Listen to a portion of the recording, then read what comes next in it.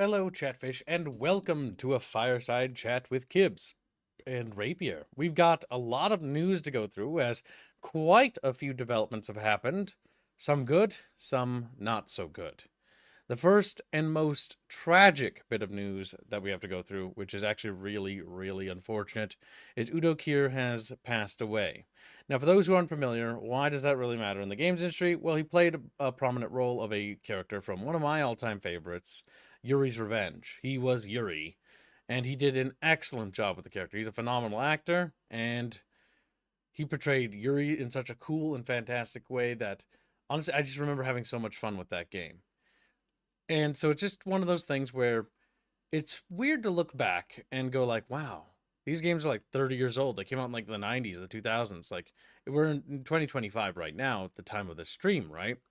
And you're starting to realize that a lot of the people who made those games, who were working on those games, are either starting to actually pass away from the 90s and 2000s or like be super duper old. I mean, it's been like a quarter of a century now, right? So it's been a long time. So this is one of those things where it's a turning point in the industry because I think you're going to start seeing this happen more, regrettably, as time goes on. And that's not good news, but that is, going to change. The makeup of the industry will change as the generations that were there at its inception, in like the 80s are also really old by now. They're like 40 plus, they're ancient. So like on top of being like 21 at the time, so like 60s, you know? So these people are getting older and older and older and older, and unfortunately, they're going to start passing away. It is really tragic that Udo Kier did pass, but we can remember him and the things he did in the games industry because he did an excellent job with Westwood and EA's Command & Conquer's Revenge. He played basically the primary antagonist, I'd say, of the RA2 franchise or RA2 game. So yeah, and the one thing I want to mention quickly, if you want to pick up RA2, I don't know if it's on sale, but if you want to actually see his acting, so to speak, in play, let's just take a quick look. It's on Steam. I don't know if the Command & Conquer collection ever arrived to... Do they sell it individually or do they sell it as a bundle? I can't remember. Oh, it's a bundle. Well, for me, it shows it's free, but like they're all $2 right now. Is it? I can't tell because I own it. Oh, it's annoying. But either way, the Command & Conquer bundle is really dirt cheap, and you can find Red Alert 2 in there with, Udo Kier's performances in there. Both the base game and the expansion are included, obviously, and it's just a really fun experience. So if you want to see what I'm talking about and why, it's sad to hear that he passed away. He passed away last Sunday. But, it's strange. It's strange to look back at games like this and go like, wow, these games are ancient. Like, no, it did not come out in 2024. It was released on Steam, but it did not. It was like 1999, or was it 2000, 2001? The Yuri's Revenge was, I think, 2001, I believe. But yeah.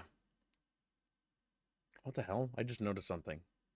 They're using alpha footage in these pictures from the early parts of the game's development. Some of it's actually real. That's alpha. Huh. You learn something new every day. Yeah, that's alpha as fuck. Oh my god.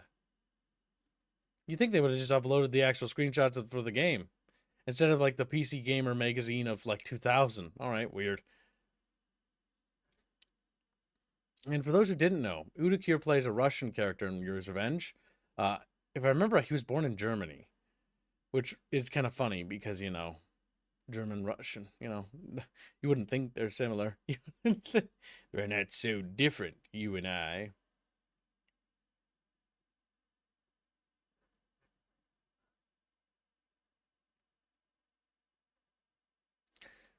Too many, like a cake. So yeah, it sucks. It's unfortunate. But sadly, time marches on. And, it's worth mentioning because he was a great actor. But oh well. Next up, speaking of acting and video game things, Far Cry has a new TV series set at FX from Noah Hawley and Rob Mack. And for those who are not familiar with Far Cry, Far Cry is a Ubisoft property, so it getting its own TV show slash, yeah, its own TV show is interesting to me because Ubisoft shouldn't be doing well, but I think these things were already in the motions of being developed. Now, I'm not entirely sure how this is going to turn out, but I have how do I put this? I don't have high expectations for the Far Cry TV show, to be honest, as video game adaptation TV shows have been kind of universally bad, and I still have yet to see an exception to that rule. So my expectations are pretty goddamn low. And the state of Far Cry as a franchise is in a not so good state as of late. It's fairly mid, fairly average. So the real question is, what are they going to do here with this Far Cry TV show? What are they going to attempt to do? And is it going to actually revitalize interest into the Far Cry franchise? I am skeptical about that, to be honest with you. How do you feel about the Far Cry TV show, Chumbus Bread?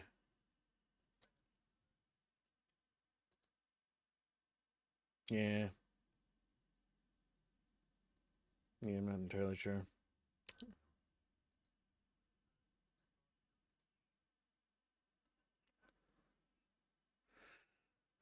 What? No. That's funny. I don't even know how you thought that. That's so strange. You're weird, you little Bulgarian. No, Joe Kukin plays Kane, yes. And he also did most of the directing.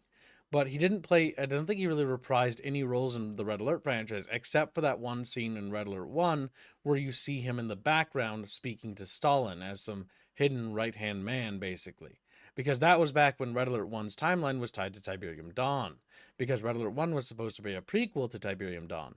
And basically it was like, yeah, it's alternate history, and, Hitler got, snuffed out of existence by Einstein, which basically made Russia worse and actually didn't really help anything. It just made World War II more bloody and even more brutal. Because the minute you try to change something, you only just replace one tyrant with another. It was like the entire gist of that. But it was very weird to have that timeline tied together. So what they kind of did is they kind of just sort of ignored that going forward, and then Red Alert 2's timeline just has nothing to do with it. And I do like that change because it was kind of weird having those be the same timeline, in my opinion. Just kind of strange. Oh, Chumba's muted? Fuck, I'm gonna kill myself.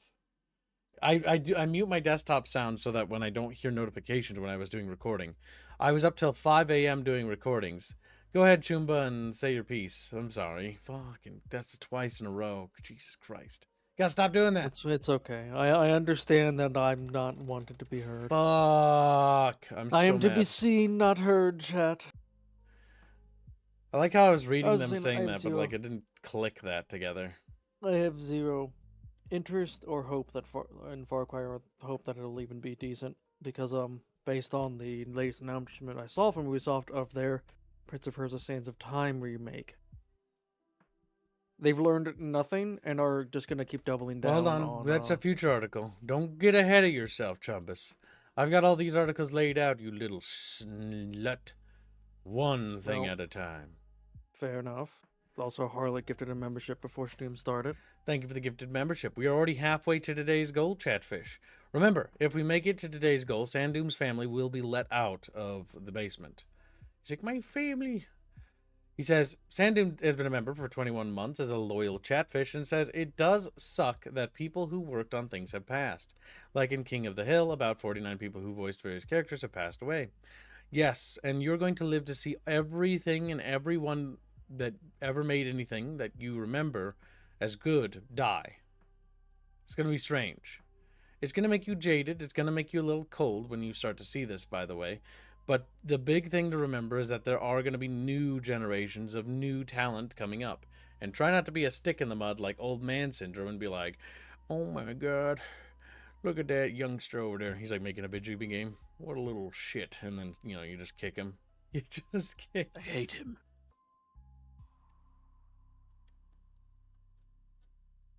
So yeah, that's that.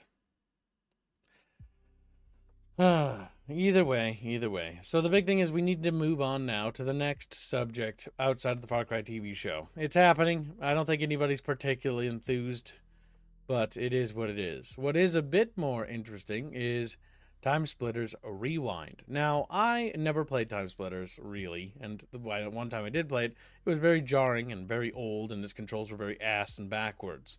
However, Time Splitters Rewind is a fan-based remake of the original game, which has a download available on their website at timesplittersrewind.com. And I saw Mamu and Master Morty stream this, or no, wait, that's the same person. I saw Yeah, it is the same Mamu and person. Chumbus stream this in the Discord, and it looked actually really good.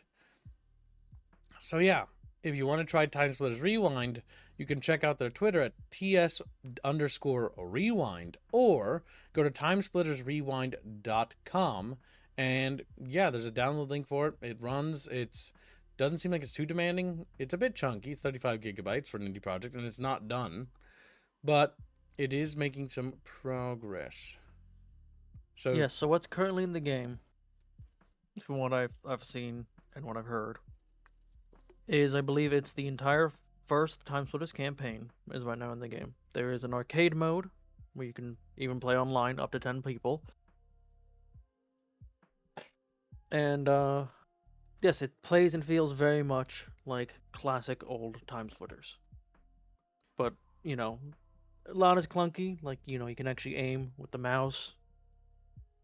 You know, that was a wild new thought, because in the original game you had to hold an aim button and then you could move your crosshair. Like it was really clunky. yeah, and so for those who don't recognize it, it's a shooter from the early 2000s that was prominent for the PS2 and I think original Xbox as well. I think it was on the GameCube. I can't remember 100%. It was on the GameCube. But yeah, At the very least, 2 and 3 were. I think they're making 1 and 2. Are they making 3 as well, or is it just 1 and 2? I believe it's supposed to be all 3. Okay, so they're gonna get to Currently, all 3. 1 is just in. There's some maps from 2, and I think there's a single thing from 3 map-wise So they're intending to for do the arcade. entire trilogy. That's And they're pretty gonna have ambitious. You're gonna be able to make your own maps as well. Yeah, so pretty much all the features of the OG. Sandoom Yep. donates a generous $2 and says Far Cry to me is a knockoff of Tomb Raider. No offense. Well, that's not accurate at all, but that's also not. Have you ever played Far Cry? Because when I think of Far Cry and Tomb Raider, I don't know about you, chat, but like I don't think these two games are the similar. It's like comparing Command and Conquer They're to Battlefield. very different. I could see if he said that Like Far Cry is maybe just knockoff Uncharted. promotional material, maybe. Yeah, but even then, Uncharted just knock off Tomb Raider. Like Far Specific, Cry yes, is. but Hold on. So Far Cry, the first Far Cry is fucking weird. So I'm assuming you've never played these games, and I don't take offense because I don't give a shit. But what I find funny is that the first Far Cry is this weird shooter that's just kind of weird. It's got like monsters and stuff, and like there's like dudes you gotta fight, and it's just weird. I don't remember much about it. And then the second Far Cry is like Wimbawap in fucking Africa, and it doesn't really have any monsters or like magical alien things anymore. And it's like what?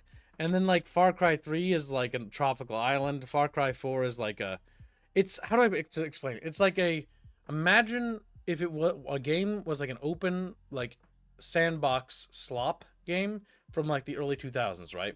And that was big. Like Mercenaries technically qualifies as that, and a bunch of other games technically qualify for that. Assassin's Creed, Saboteur, stuff like that. And that's what Far Cry was. It was a first-person one of those, and you went around. You had to like do missions. It was a bit like GTA. Maybe there were like factions. Sometimes there were choices, like in Far Cry 4. They're not particularly amazing, so you're not really missing out either, if that makes sense. Like the only time the Far Cry games are ever interesting is usually when the enemy characters have some sort of charisma, the big bads, like Lo Ping Meng or whatever the fuck that guy's name is in 4. That the writing for that one wasn't bad. I like that one, but the gameplay wasn't particularly good.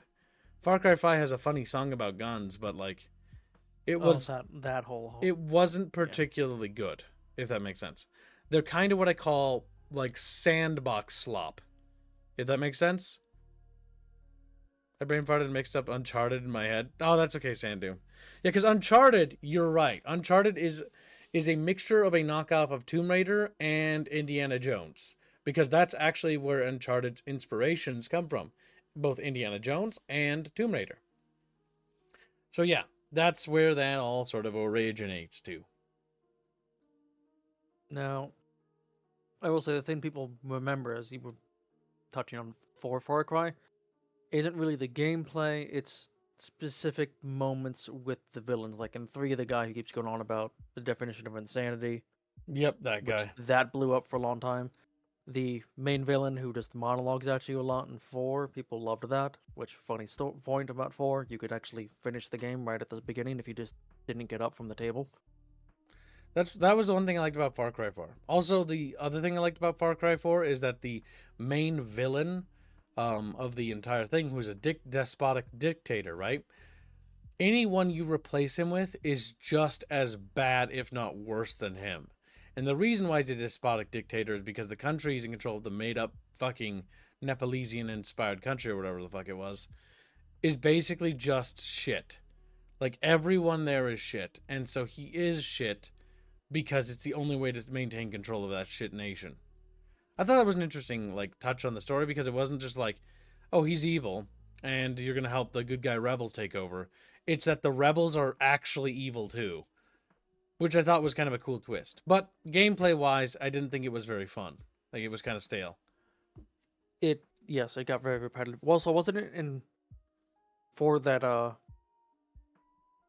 one of the big story missions for the rebels is literally you have the choice of burning the poppy fields or basically taking over and the poppy and creating opium in So the there's country. two factions for the rebels in Far Cry 4 storyline.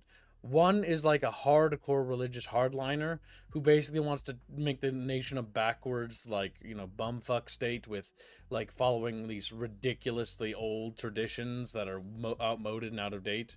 And then the other is like, let's use the drugs and just keep doing what the other government did, but sell drugs and have drugs in our nation. And Yeah, so we'll it's just like, sell the drugs outside of the nation. We won't use them in here, though. that's not going to happen. And so, like, both solutions to the problem are just replacing the problem with a new problem, which was Yes, kind of a because cool take. the religious one basically ran you down the path of you just ruin the country's entire infrastructure ultimately, so the country just falls even more into poverty, and it's just going to be rampant anarchy. And the other guy, it's just the same thing, just a slightly different flavor. You're just a third world whose main export's drugs. I like how Yinglis is like, wrong kids, Pagan was the best because, and I literally said he was my like favorite villain. It's like you don't know how to listen. Yinglis, pull the fucking peanut butter out of your friggin' ears. Sam Noob donates $2. I hate Far Cry 5 for its endings, all endings. Far Cry 5 had a nice atmosphere when fishing, and that's all I can remember, to be honest with you. Had the best song. When I was fishing there, it reminded me of the Midwest, and I was like, that's nice. Even though I think it's set on the East Coast mountains, but either way. Specifically, it reminded me of the mountains in the Midwest, not where I'm from. Where I'm Oh, from is just rolling hills. it was made by a company of people who don't actually understand Midwestern stuff, and so it's just kind of a mess. Well, yeah, it's like, it was just goofy. It was trying to, they tried to do the whole, like, here's a religious cult in, like, America, and, like, they're, like, a doomsday cult, and then you gotta stop them or something. But then the whole plot twist is, like, actually they were right all along, and it's just like, what? Yeah, It's a bit it was dumb. like, yeah, It was dumb. I think Far Cry 5 was kind of stupid. I'm not gonna lie it to you. was. I also didn't even get into it because And then I they kept made a getting. sequel based on like the apocalypse that followed thereafter, and it's like, like Far Cry is one of those settings that just doesn't know what it wants. I think the closest thing Far Cry was to like actually something interesting and fresh was when they did the Africa one, because the Africa one was actually interesting. Like it was very flawed, but it was interesting. And then when they did the Far Cry Into the Dragon or whatever it was, the cyber one. Blood Dragon. Blood Dragon. That was kind I of think cool, but it was again, it was too small and too short to really be worth. It's not even worth picking up. It's just too. It's too bite size. It really needed more meat to it. It should have been its own thing. And oh yeah, that there's also that Far Cry Neanderthal one. that one, I just remember people pissing on somebody's mouth or something. I can't remember. I don't know why I remember that. I think it's because it grossed me out. It was the one where they first added huevos. Yeah, fuck, I knew that one. It says Mythic. Fuck, caveman is the best plot? Question mark. They bad me hit with stick. Me tame saber-tooth tiger. Me go and hit with stick again. I don't even know what. I didn't play Far Cry Primal. I looked at that and was like, nah. I tried it. I got farther in it than I did Far Cry 5. Oh god, Far Cry. Yeah, see that's why. Okay, so like, we tried to move past Far Cry, but like, oh my god, it's clear we all have scarring. All right, like Far Cry is one of those things where the only way there's two ways I could see this being good. Two ways. One, they embrace like the whole like Into the Dragon thingy with like the cybernetics and just go just crazy and 80s schlock. That could work. Two, this could work if they go down the African warlord style of Far Cry 2, because I thought that was actually interesting. Beyond that, any other Far Cry, like, I'll be real with you, isn't that interesting. I think the reason why the African one resonated with me is not only because that was my actual first Far Cry, but because it actually felt like it was really ambitious. Like when you broke a bone or when you got shot in like the multiplayer or whatever, you had to like treat the wound and they had it animated. Then you had to take like malaria drugs to stay off the malaria. And then there was like these random encounters where characters could show up and try to help you, or you could kill them. I remember this one scene where I thought this guy was like coming to help me and he was a teammate and he went down and I went over to him and I'm like, oh, I'm trying to heal him. Well, my character didn't heal him. He just like touched his chest a little bit and then held his gun to his head and pulled the trigger. That shocked me as a kid. I'm like, what? Why did I kill him? Why did I kill him? And that's when Kibbs realized he was a murdering psychopath. It kind of shocked the shit out of me, to be honest. Yeah, Far Cry 2 was I genuinely cool. think Far Cry 3 was kind of disappointing because it was like a crappy Far Cry 2, and it was like dumbed down. Far Cry 2 is so. like the Far only Cry one I 3 is liked. where it started to drop off. I think I never played 1 or 2. 3, everyone remembers for like the story aspects, but mechanically it was very tedious to play the game after a while. Yeah, I really only liked 2, but that was just me. I just liked it. Maybe I just like Africa because it's all singing. And every game after 3 is basically Singing. taking 3 and dumbing down mechanics. Yeah, that's kind of what it felt like. It felt like the entire franchise was on a slippery slope to like losing its identity. And then it all sort of transpired into, or not transpired, it all sort of coalesced into being, oh, climb the tower and like scan the area. And like it became formulaic for each zone. And then because it started to become so formulaic, you sort of lost touch with it. There was also a lot of details in Far Cry 2, I want to point out. Far Cry 1, I'm not going to call it the same. It's not related to Far Cry 2. All right, let's be frank. These two games have nothing to do with each other because I played Far Cry 1 later and it was fucking weird. And it nothing to do. They're not related. Far Cry 2, what I liked about it was that it was going for like an immersive sim kind of aspect, and like cars had to be like repaired or maintenance or whatever. Like guns would jam when you like dislocated your bone. You'd have to like put it back into place. You had to take malaria drugs. When fires would spread, it felt more like a simulation, and like fires would spread rampantly, burning things, and it was really cool. That's what I liked a lot about Far Cry 2. It was very immersive. It was very janky, and my computer at the time didn't have a good time running it. I will say that much. It was a bit raggy, just a bit raggy, a little bit, but it was pretty fun. But yeah, Mamu is typing out his thoughts on all the 3 Far was Cries. casualized but had Also, fun characters. 4 is only good in co-op. Yeah, and only the main antagonist is really interesting. Primal is Bonk Simulator. 5 is a meme and has one of the funniest cultural reversals. Yeah, that's true. 6, we tried 6. Fairman and I tried it. It was like set in Mexico or something, or was that the one? It wasn't very good. It's just kind of like, like, I'll be real. The only one that I thought was interesting was 2. I think that's my opinion on the matter. Go ahead. What were you gonna say? I was gonna say chat that Mamu is great, and there's a Max bounty on Hugo. We should try to At the very least, green Morty, so he's not stuck with the disgusting YouTube If amounts. Chatfish green Morty before they green Hugo Poogie, I'm gonna take Hugo Poogie and put him onto the grill and turn the grill on to maximum. Which, on the note of Hugo And Fugu, what is his name on Discord? Hugo Foogie, I hope. Hugo No. Foogie, I hope. Okay, well, he's on Discord somewhere. Well, Florial is. I don't actually know if Hugo is. All right, either way, I'll moving just on. poke his twin. So, next up, we did talk about the Time Splitters game. We also need to talk about the developments following the last time we talked about the Saudi bid, right? So, after splurging on EA, what a lovely title for an article. Saudi Arabia's public investment fund is reportedly tightening its purse strings due to financial distress caused by numerous troubled projects. So, this is interesting already, but I'm going to read the article a bit further. Over the last few years, Saudi Arabia's public investment fund has become a significant presence in the games industry. It's the owner of a monopoly Go creator, Savvy Games Group, has stakes in Nintendo, Embracer Group, Capcom, and Take-Two, among many others, and most recently was involved in the $55 billion joint acquisition of Electronic Arts. But all of that spending may be catching up with the PIF, as a new report suggests that it is running low on cash for further investments. According to the New York Times, via Games Industry, the PIF restricting operations under the eye of Crown Prince Mohammed has numerous projects it has invested in are under financial stress.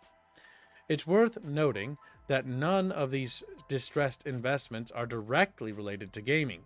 Troubled projects include Saudi Arabia's ambitious, some may say preposterous, city construction project, Neom.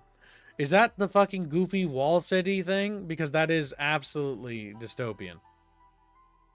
It is. Yes, I've done a lot of research on this, if this is the one I'm thinking of. Saudi Arabia's long-standing project to build Neom, a science fiction megacity on the Red Sea, has seen a renewed marketing push with a revamped official website and a spurt of official blah blah. First positives like Destiny. Yeah, so basically, is this the wall city? Let's see. The Line, a proposed, yes, it is, vertical city of 200 miles and 170 kilometers, 105 miles long that would form a component of the wider initiative. So yeah, they want to build a giant city in the shape of a wall, and its wall will be reflective glass. It's purely globalist dystopian nightmare is what it is. I've done a considerable amount of research on this city, actually, or this proposed city design, back when I was part of another indie project that was working on basically some other stuff, because they wanted to go in a certain direction where like humanity was like evil and stuff. And so like I had to like do research for this shit. But yeah, fuck. That's so goddamn goofy. That's so goddamn goofy. Yeah, it's a long-ass wall that's supposed to be an entire economic zone. It's one of those absolute dystopian things because it's all about putting people inside the wall, if that makes sense. And the wall is supposed to have this reflective glass so that you can't even see the wall, as if it didn't exist. What's the point of such a construction? It is retarded. Like I said, I've done a lot of research into globalism and globalist societies and like globalist construction projects and things like that. But like they're always like this dystopian, like ridiculous mega structure that just like it sounds like hell. Sounds like hell. Don't they rely a lot on slave labor over there as well? Yes, in the Middle East they do. I don't know how much Saudi Arabia does, but yeah. The big thing is they trick people in the Middle East to come over there, and then they basically trick you there. And then basically take make you away an your indentured passport. save. Yeah. Never go to the Middle East, ladies and gentlemen. Never go to the Middle East. I care about all of you. And if you're in the Middle East, well, you live there. So, sorry. You're stuck there. Sand Doom donates $2 and says, so the Saudis making a larger Kowloon walled city. It's not just the, okay, so how do I explain this? It's like a giga wall, right? It's like the size of like a skyscraper, and it goes on for fucking ever. And it goes on for like 107 miles. It's ridiculous. It's stupid. Welcome to the cursed earth and the first megacity. This is what they want to build. Yes. This is one of those things that this construction project is just absolutely retarded. both the logistics and everything else. Yes, there's a slave class over there. And yes, I believe the walled city has different like tiers or echelons, like different sections for different classes or something like that. Again, it's about as dystopian as it can possibly get, right? So I don't know, man. I'm not a big subscriber to Niam. I think Niam is hell. But yeah. So yeah, the line is what it basically we call it. Being massively scaled back, maybe canceled. Other struggling investments cited the New York Times include a coffee chain with just one shop, a cruise line with one lonely ship. Damn, this fucking person who wrote this is just going in on them. And an electric vehicle startup begun 3 years ago that has yet to deliver a car. Okay, this is important, and it goes on for a lot, by the way. But why is this important in terms of the games industry? Well, it is because it has everything to do with the last article. It basically exposes a lot here. And it means that the bid to buy EA was maybe a distractionary measure to try to get some sort of W somewhere. Because they've gotten nothing but L's across the board. Like, that's just what that is. That's just L after L after L after L. Like, a lot of these construction projects, a lot of these ambitious, like, projects, they're pointless. They're not actually going to improve your country. You're spending bajillions of bucks not improving the quality of life for your actual people and like your overall society and westernizing. You're just building goofy ass walls and trying to mirror the West with certain things and buying EA to try to make some sort of cultural mark. But all you're doing is buying American culture. You didn't make anything. You haven't done anything. Buying EA doesn't mean that you're just going to magically reinstitute EA's golden age. All it really means is that, okay, you bought a company that occasionally produces a good game here and there. It has a couple monopolies on sports games and the Sims franchise.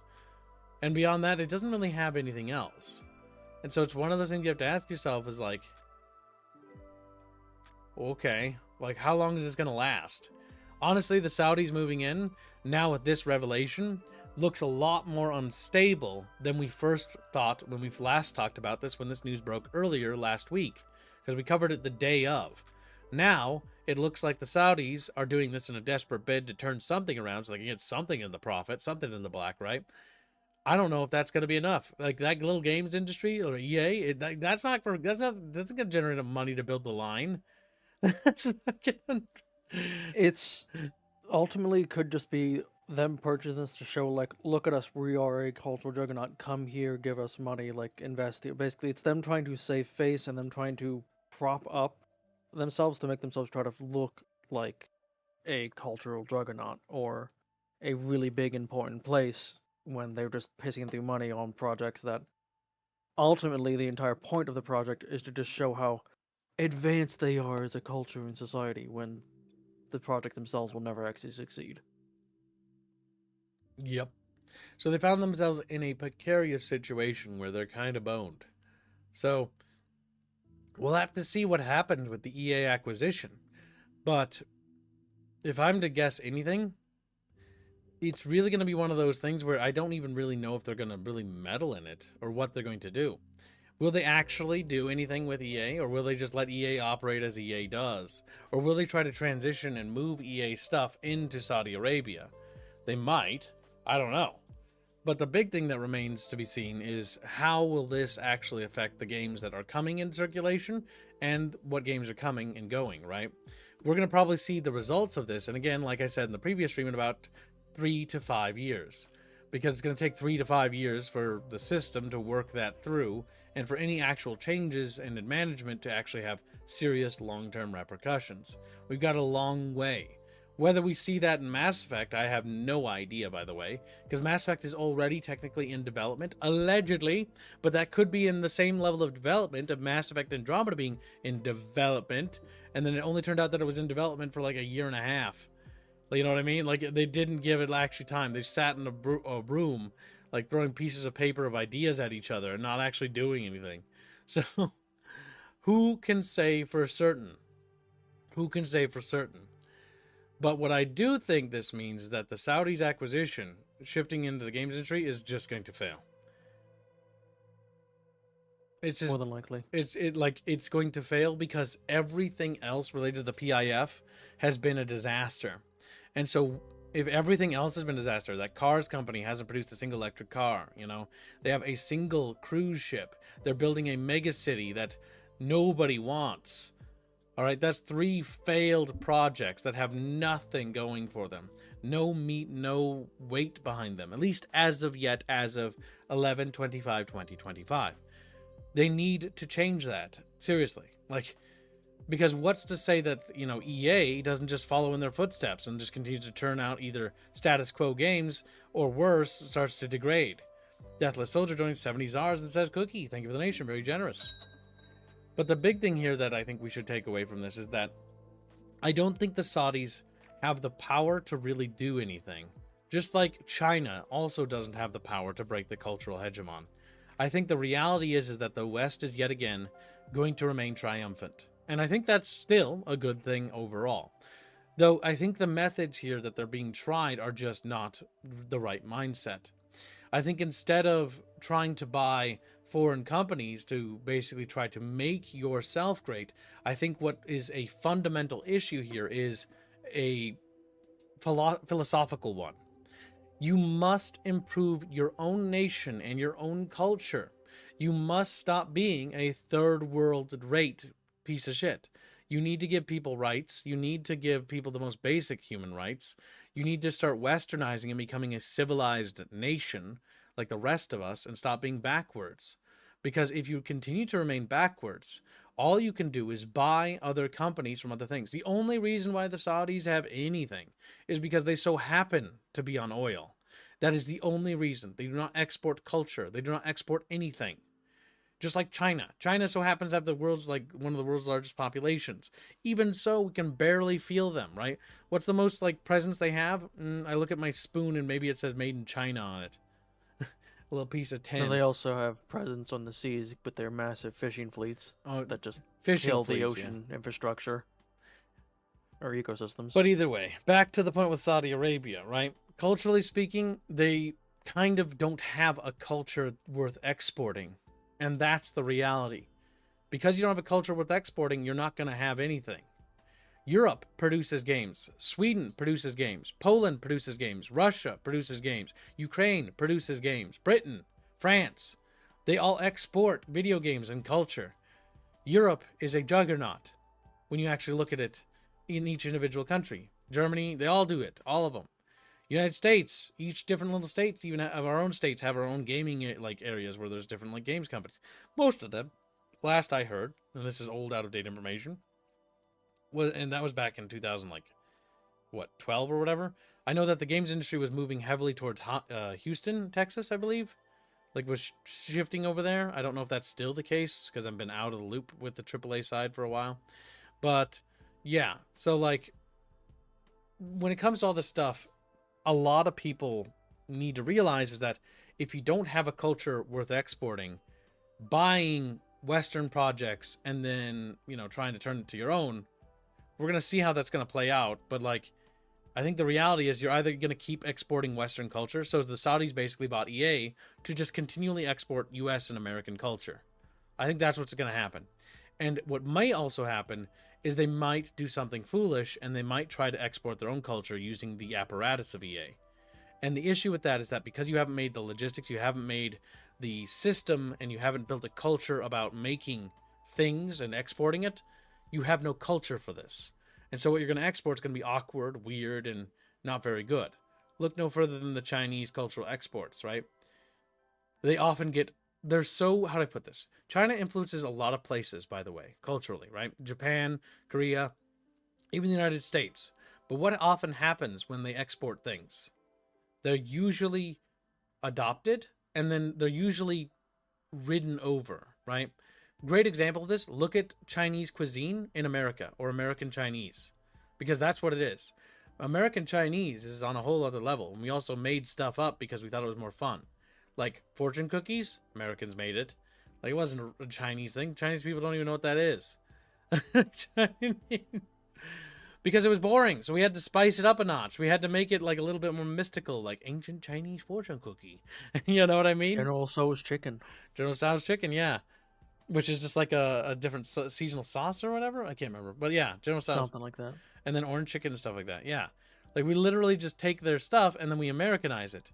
Hell, look no further than Mexican food. I love Mexican food, but I love Tex-Mex. Tex-Mex. Yeah, which is just Americanized Mexican food.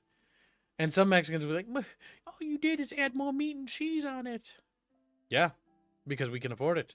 Because we can afford. That's what sets us apart from a third world nation versus a, first world nation.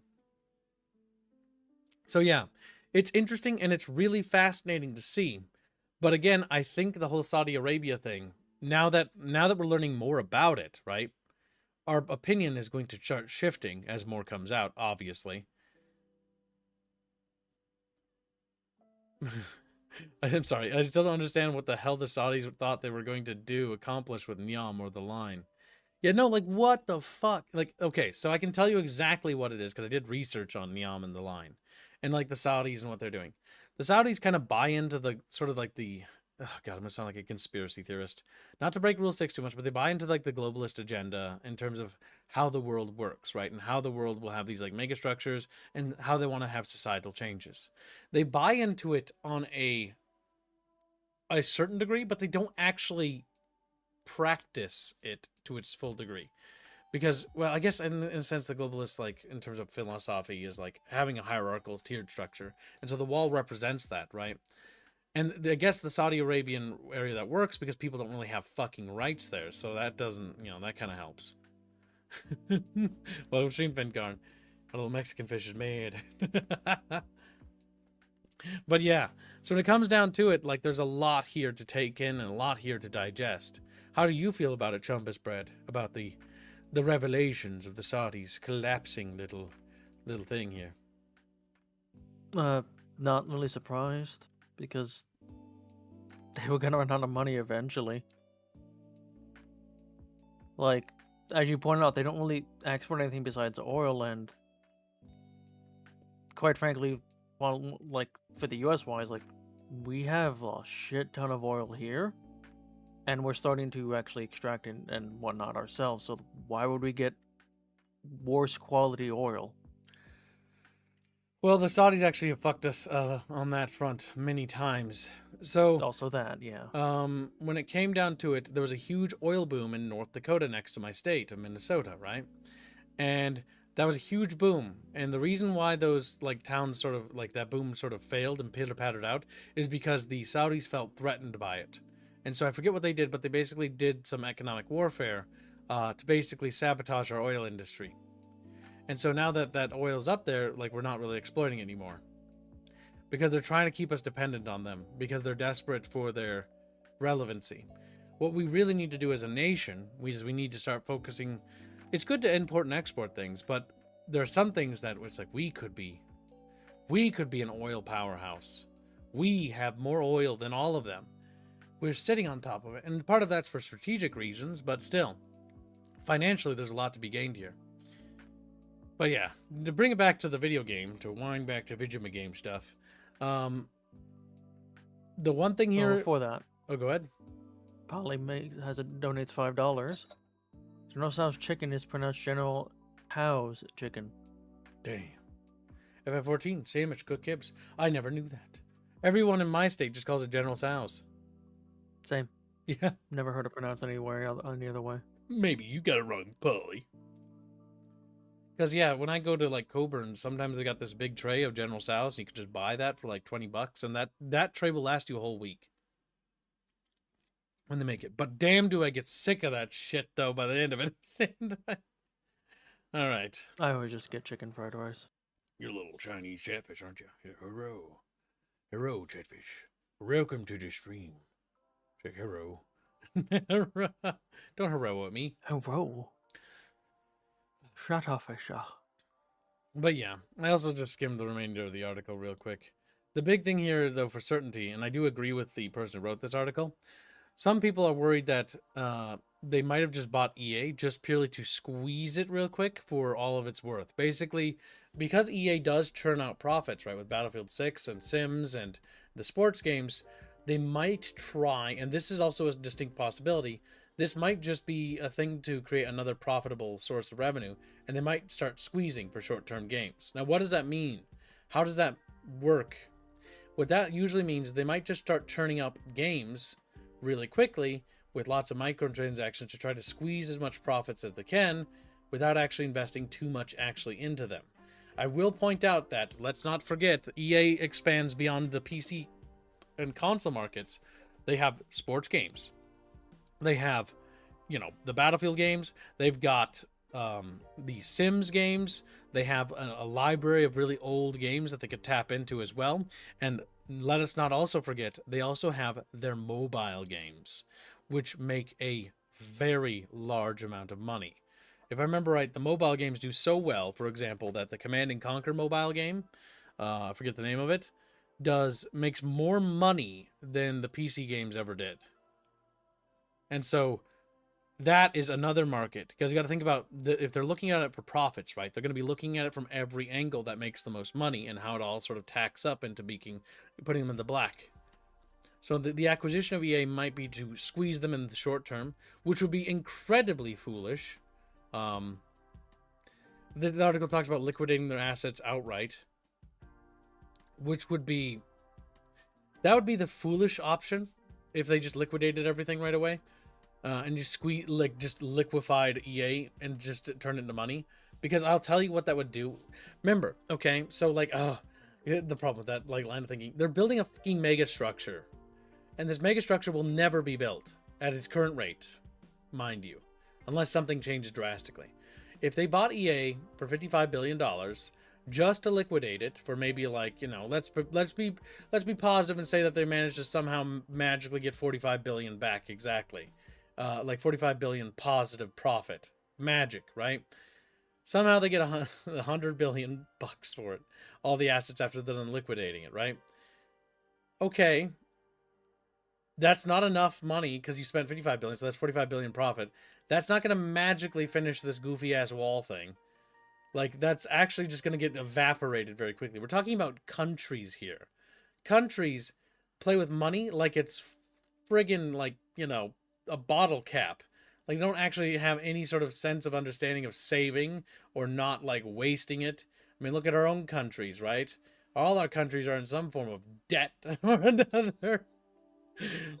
They all treat it like monopoly money. Yeah, literally if they liquidate this company, it'll be like a drop in the bucket. I mean, it'll be like 2 drops, but still, it's not going to be enough to really turn anything around. It's not going to be enough to get that car company off the ground. It's not going to be enough to really get things rolling.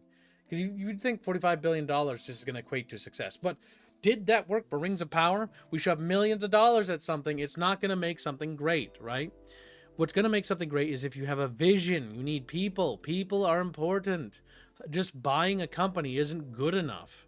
If you want success, Saudi Arabia, you need to be investing in people. People, not companies. Companies are things. What makes a company great? What made Blizzard great? What made Westwood great? What made Visceral Games great? It was not the studio's name. It wasn't Bungie's name. It was the people that worked there. You need a talent expert. You need a FAR. You do need a FAR, don't you, Chumbus? You need somebody who specializes in going out there and finding people with talent to perform a certain role or job. And then you need to build and assemble a team. And that takes a lot more time than just buying EA. That takes a lot more time than just buying a game studio. It requires you to build a studio and a culture. Because if you build a solid foundation from the ground up, you will have something truly great at the end. That's what made Bungie great. That's what made Westwood great. That's what made Blizzard great. That's what made these companies what they were. And that's why those companies stopped being great, was the moment they were bought out by a large publisher that didn't understand what made them great to begin with and didn't understand what a good foundation meant. And so because they were left to their own devices, because they were left to basically just sort of run it haphazardly, eventually that good foundation slowly eroded away. And you can see that in places. Great examples, look at World of Warcraft. It's an excellent example of this. Blizzard was acquired by Activision during Wrath of the Lich King. Right? Interesting. What happened? after Wrath of the Lich King? Well, Wrath of the Lich King is considered by many to be the peak of the franchise. Following it, Cataclysm came out, and it was received lukewarm. You know, some people hated it, but it was relatively lukewarm by the general populace. Mists of Pandalands came out, and people thought it was funny, because they thought it was like the Panda movie. But people were still kind of positive. But that positivity was there because they were riding on the highs of Wrath of the Lich King. And so people were more or less looking past some of the flaws that both these games had, or both these expansions had. And then it was when Warlords of Draenor's hit that the whiplash truly struck.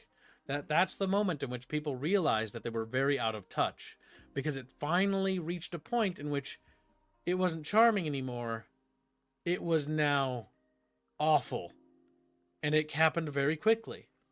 And there were points where there were ups and downs on the way out, but like, look at it now. It's so far removed from when they were acquired during Wrath, because the Activision and Microsoft, the stewards that came after to manage Blizzard, don't know where to take them, don't know what to do with them, don't understand how to use the talent that's still there. There's still talent there, but every year, a little bit less. Every year, a little bit less again. And eventually, there's going to be none, because they'll have literally drained it dry.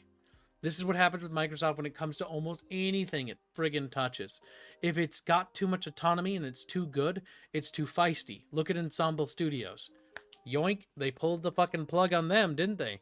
Ensemble Studios made Age of Empires. Ensemble Studios was making, made Halo Wars. And Ensemble Studios was going to make the Halo MMO, which, regardless of whether you want that or not, probably would have made billions, if not like hundreds of millions of dollars. Because remember, that was at 2007, 2006, 2008 ballpark. That was the zenith point of the cultural zeitgeist that was Halo. Halo was so popular, the U.S. military had fully embraced it, to the point where U.S. military personnel and like military officers and stuff were actually at GameStops when the game launched, or Walmarts or wherever, and they had literally recruitment stands like prepared for that kind of stuff, because they were using Halo to try to recruit and sort of leech off of, because they do that sometimes. At that point, you also got to remember that the Air Force even had its own video games lineup, which is kind of crazy. It was a very different period in time. But yeah, so a lot was going on there. And so what's really interesting to see is that these corporations don't care, right? Think about it. You're Microsoft. You're in the 2000s. This is 2005, 2006, 2007. You are at the peak of your little mountain. And you're looking out and you're like, I'm riding a high. 7th gen is a golden age that seems like it will never end. And what do? They constantly push and ignore Bungie's lore and insult them all the time and treat them like garbage. And so Bungie gets fed up and leaves. Ensemble Studios has too much autonomy, too much independence. It's technically separate from Microsoft. It doesn't have enough direct oversight and control with the Ensemble Studio bosses. They have too much influence. Let's kill the studio. And let's try to do it before they can do anything to leave any marks, right? And then that failed because Ensemble Studio found out, and Ensemble Studios had the rebellion, which they put up one hell of a fight before they finally went. But that's what I mean, right? Isn't that insane? They had everything going for them. They had Gears of War. They had so much. And they just let it all slip through their fingers. What do they have now? What does Microsoft have now? Well, they have Halo. Oh boy, they do have Halo, don't they? Oh, it's not in a good state. They also have Gears of War. Oh, yeah, that's right. That's not doing so well either. The only thing I think they have that's doing remotely okay is Age of Empires. And that's purely because they've had a hands-off approach with Age of Empires. Because the studio that basically resurrected it is passionate. And because they've had a hands-off approach, it's like the one franchise that's doing okay is the Age of Empires stuff. Age of Empires is doing okay. It's still a bit of a rocky road with some of the expansions they put out, or some of the here and there. But it's the only thing they have that's doing okay. Everything else is not doing all right. It's not doing all right. Outer Worlds, a fucking disaster. It's a goddamn nightmare. You think Elder Scrolls 6 or whatever the fuck it's going to be is going to be good? Not if they keep up the current rate. The only way that's going to be good is if they have radical changes, and I mean radical. Because, oh my gods, Outer Worlds should be our first glimpse into what we can expect from fucking Elder Scrolls 6, my dudes. It's not going to be good. You think that they were streamlining and dumbing it down before? Oh boy. It's going to be a lot worse. It's going to be... Can't wait for dumbed down Skyrim. Unless something changes radically. And again, I hope it does, because I think it would be better if the games were great. I think we all want these games to be great, don't we? Nobody wants their games to be shit, unless you're like some sort of grifter. But the sad reality is that, unfortunately, the state of our games, at least from Microsoft specifically, are in a very piss poor state. They're not adequate. They're not acceptable. They're pretty ugh. Oh, chat's got some stuff to say. DPM, our little ion cannon from space, says, don't forget all the taxpayer-funded video games like Full Spectrum Warrior, yes, which was developed by Pandemic to train actual military dudes, and then was released commercially as well. There's also, you also mentioned America's Army, yep. There was the Stargate TV show, which was funded by the Air Force. There was also the Area 51 game, made by Midway, back when Midway was still kicking, and that was funded by the military as well. So yeah, there was a lot of U.S. military-backed video games and cultural media. That's one thing I want to point out to you. When it comes to what a nation has, culture is more powerful. Does the Chinese military export video games? You could argue, yeah, they kind of do, because technically the Chinese game studios that were basically under Tencent are part of the Chinese government, but not in the same line. Their military like orders specifically, or branches, aren't specifically privately investing their own resources and allocation into video games and cultural media. Not on the same level that the United States was doing in the 2000s. Not only that, but they were exporting games that were actually pretty damn fine. So it was relatively interesting, wasn't it? It wasn't like they were just like the Burger King video games. Come on, you all remember them. Sneak King, I've got that. It's terrible. Oh my god, you just sneak up on people and give them a burger. Jesus Christ, what a fucking video game. How dare you? Burger King games and stuff are magical. But think about it. They've killed the king at this point, Gibbs. I will point out that fucking Burger King was exporting video games. The fuck? They weren't okay, very now good. We got a date Ronald McDonald's game. Oh my god, that's right. KFC also did something, didn't they? Dating like the Colonel. Yeah, the KFC dating game. Yeah, that's what it was. Our fucking fast food industry exports video games. Oh my god, the West has never been more powerful.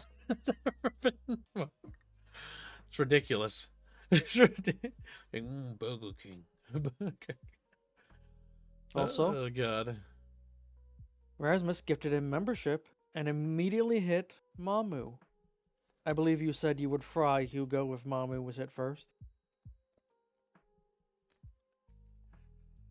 You mean Shmamu?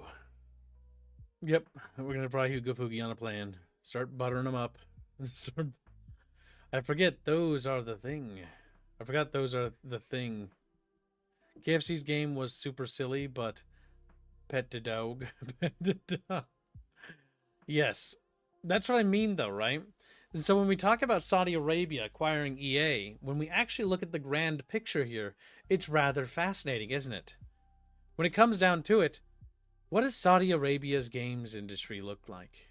Does anything come to your mind, chat? Don't even look at actually Chumba. If you could actually look that up, but don't say anything. Don't spark their memories. They have to just think of it on a whim. Because I'll tell you right now that me personally, I have no fucking clue whatsoever what their games industry looks like in the slightest, chat. I don't even know if they export games. Probably maybe some artsy fartsy thing maybe, or something like that, like some sort of like indie thing maybe. But like, do they have any big video game exports into the games market? Hell, I can't even think of any movies. Like Bollywood technically produce movies, I guess, if you want to call them that. There's something. Just like, oh boy. No. Because I can't think of a damn thing. Soon Prince of Arabia. You mean Prince of Persia?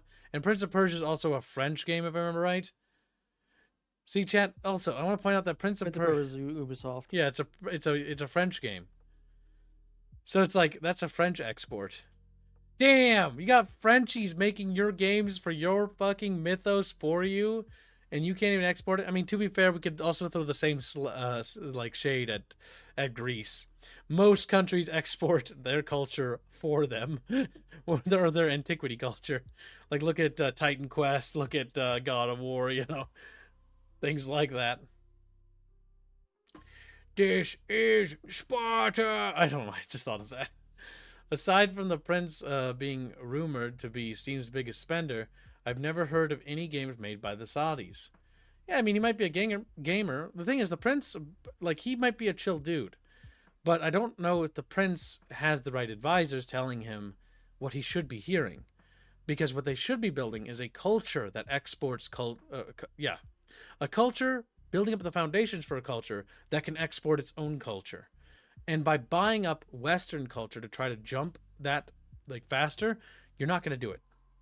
Not as quickly. So if you're trying to do the cultural game, you're going to need to hire people that actually produce some sort of culture or have some sort of vision for some sort of IP or franchise or setting or some mechanic or thing or something, right? A visionary who has an idea. But you need to have that visionary tempered and not shackled like a slave. You know what I mean? Like, we like it when they shackled. Well, he did got involved in esport. Says, goddamn it, Chatfish, I hate you. The West has fallen. Trillions must need. It's true. But yeah, so this has been a pretty big like drop of news here. Like, it's pretty huge because this pretty much kind of pulls the rug out from last week's news as more revelations are coming out, and especially with their things not doing well financially. I am skeptical if the acquisition of EA alone is going to be enough, and who knows? Perhaps the acquisition of EA wasn't just for financial reasons. Maybe it was just fuck you money that the Prince wanted to spend on, fuck you money of $55 billion to spend on acquiring a publisher. Like, I could tell you that. Like, imagine for a second, chat, if given $55 billion, right? How much, Chumba, how much did it cost to make the Star Wars movies? Like, how much did it cost to produce a trilogy of Star Wars movies? How much money would it cost to produce video games? Like, I could, with $55 billion alone, I could be producing books, comics, tabletop games, pen and paper games, video games, movies, for an entire fucking franchise. For like a couple years. And then hopefully it would start generating a profit, right? But like, you'd hope for that, right? But like, I guarantee you that with that kind of money, like if a creative person like myself or anybody, like had that, the amount of power that like projection with like an IP or setting or production quality would be insane. It would blow people away, and it would dominate the market. The problem is that this $55 billion felt like it was spent on like a dying horse. Like, EA's like, it's like, here's $55 billion. Here you go. EA, you're not at your prime. EA's prime was in 2000s, 2000 like what, 1990 to like 2010 was EA's prime time. Their prime time's been gone for 15 fucking years, dude. Their prime time's, that's a decade and 5 years, chat. Decade and a half. That's a long time for somebody to have lost their prime. That means a lot of those 15 years, a lot of those people that were there that made things great are gone. Man. Jesus. I have numbers for Star Wars, by the way. Yeah, what's the numbers? For production costs. So we'll start from the cheapest for the new stuff. So Rogue One was $265 million. Had a budget of that, according to this. It's not even a billion. Website. It's a fucking quarter. So that's the budget, not how much they made. Yes, I know. But that's how much it takes to produce something, right? So $55 billion, how much media could you create? Yeah. So Rise of Skywalker, it's episode 4, 275 million for that movie. Rise of Skywalker is not episode 4. It's episode 7. But go ahead and continue. They misnumbered it then. Okay, because that Rise of Skywalker, like that triggers the shit out of me. Or wait, no, Rise of Skywalker? What? The Rise of Skywalker. Episode 4? Are you sure you're reading that right? I'm reading how it's written, Gibbs. Did they rename something? I'm sorry. Did something happen like that I didn't know of that they just renamed the entire episodes, like all that? I don't know. Regardless, Solo or Star Wars story was 300 million. Oh my god! Almost all the Disney stuff is still under $1 billion. That's funny. Force Awakens was 306 million. Okay, now we've reached $1 billion. No, still million. No, I'm combining. Okay. And Last Jedi was 317 million. Okay, now we're pushing into... We're on our way to the $2 billion. That's the new stuff, by the way. Yep. So for reference, of the prequels... Oh, Chatfish got the number 2. The total new trilogy cost approximately said to be $1.33 billion. $55 billion, and to be fair, they just threw money at the problem without actually thinking about it, right? Now imagine if you hand that to somebody with an actual idea and a little bit of competency. Imagine what you could produce. Oh my god. Imagine what I could do with just $1 billion. Jesus Christ. Jesus Christ. Yeah, so has Chat put forward any guesses on Saudi Arabia games? Because I've looked up stuff now and I can answer that question. All right, what's up? What's Saudi Arabia's games? So Saudi Arabia's main thing is the Savvy Games Group, which is a development publishing esports company that's most of the money stuff, and they buy up things. So according to Wikipedia, their products are Monopoly Go, Pokemon Go, Pikmin Bloom, and Monster Hunter New. It's all mobile games and stuff. Also, all of these are for franchises that are not from Saudi Arabia.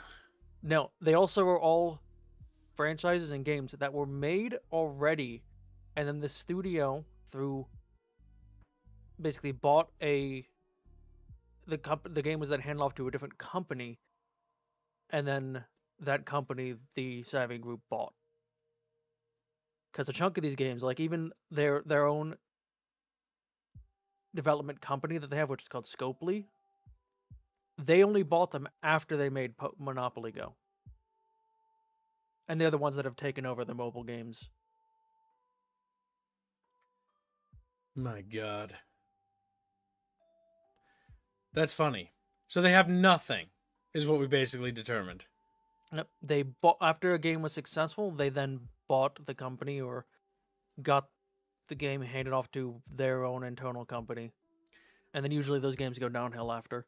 Because Pokemon Go, I know, dropped off a rock. They're just dumb. Because, yeah, here's how that works. So, yeah, let's use the hypothetical chat, because you guys know our stuff pretty well. We make our game. Our game is then bought by Saudi Arabia, right? Now they own it, or whatever. Then what they would do is then they would run it, and then they just run it into the ground. So they've been bought. It's basically, so the analogy you can look at this is that you're a car salesman, right? You're a car salesman. You sell a car to this person, and he drives it, and then he just drives it into a wall. And then he comes back and is like, I'm going to be a race car driver, and I'm going to make cars. And then he grabs another car, and then he drives it into a wall again. The issue here is, like I said, they have no foundation. It's exactly like I said. Jesus Christ. Sometimes I can't believe some of the stuff I say sometimes. Sometimes I can't. The fucking goddamn thing is that they can't produce anything because they have no foundation whatsoever for nothing. They can't. Like, you haven't built a foundation. You don't have a culture for making anything. Saudi Arabia is fucked.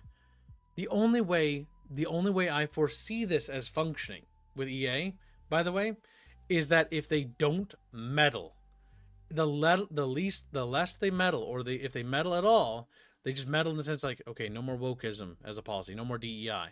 That's it. And then they don't meddle anymore. That is the only way that EA is going to be able to like be surviving this. Like, oh my god. Because if they start taking control of this, oh my god, they're going to run this shit into the ground.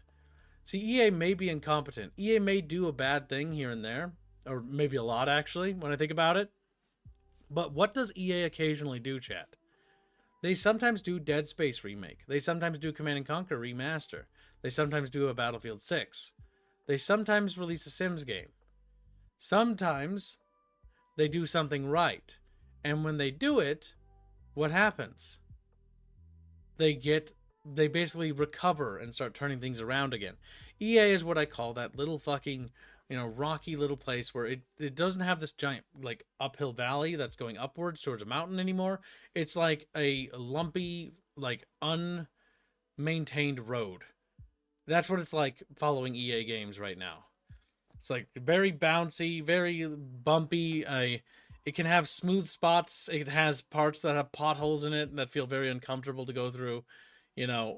That's what EA is like right now to experience EA games. And like what they have. It works some of the time. And the issue is Saudi Arabia, when you look at their track record, they don't have a road. There's no infrastructure here. It's just a dune. That's not going to work. You're going to need to build infrastructure. You're going to need to build an actual culture for producing this kind of stuff. Because if they just swoop in and take control, they're just going to run it into the ground. They don't have any experience with even producing anything that works. You know what I mean? Like, it's just pointless. It's just stupid.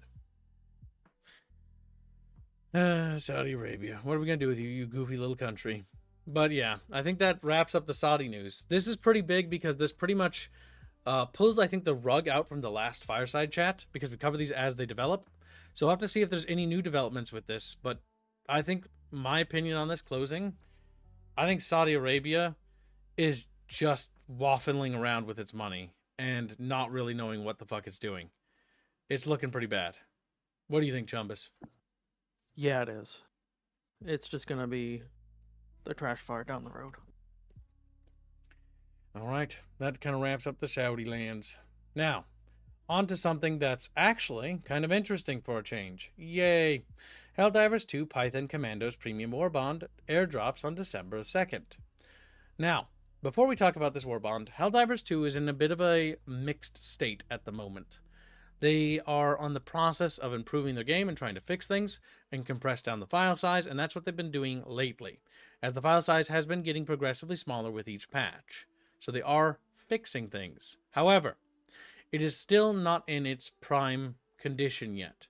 And we'll have to see if that, I hope, alongside this Warbond, they continue to release patches that address people's concerns, as well as I hope their philosophy on certain nerf things are reversed. So we'll have to wait and see. But before that, let's take a look at what this new thingy offers the Chatfishes. My eardrums.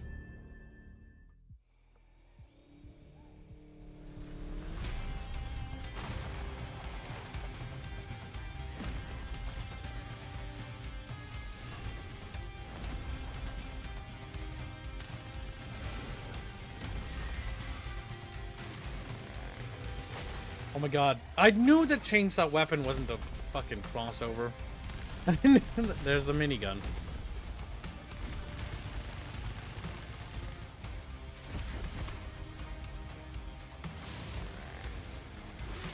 That's just goofy.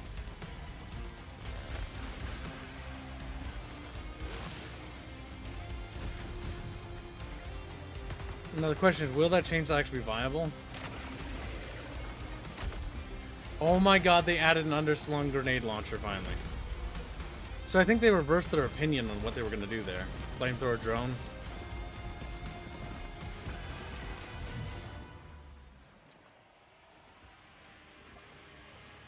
Okay. I will say, as for Warbonds goes, this is a significant improvement to the offerings mechanically variety. The one thing I was immediately disappointed by, almost when I saw it right away, was the assault rifle. Because I'm like, it's just another assault rifle.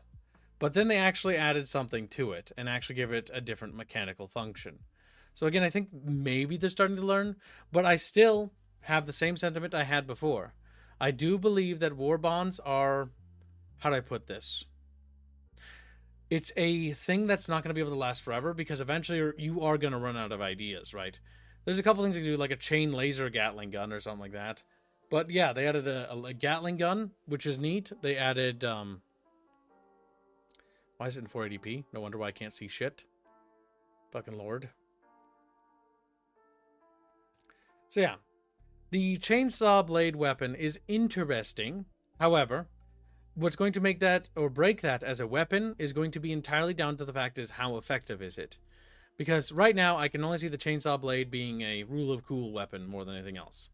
It's cute, it's cool, it's definitely a selling point, but is it actually going to... I mean, it one shot, was it a hive guard or whatever they're called? So maybe? I don't know.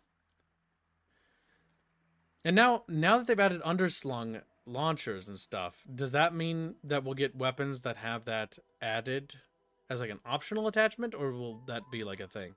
Because the grenade launcher under attachment thing is a nice thing. I like that a lot.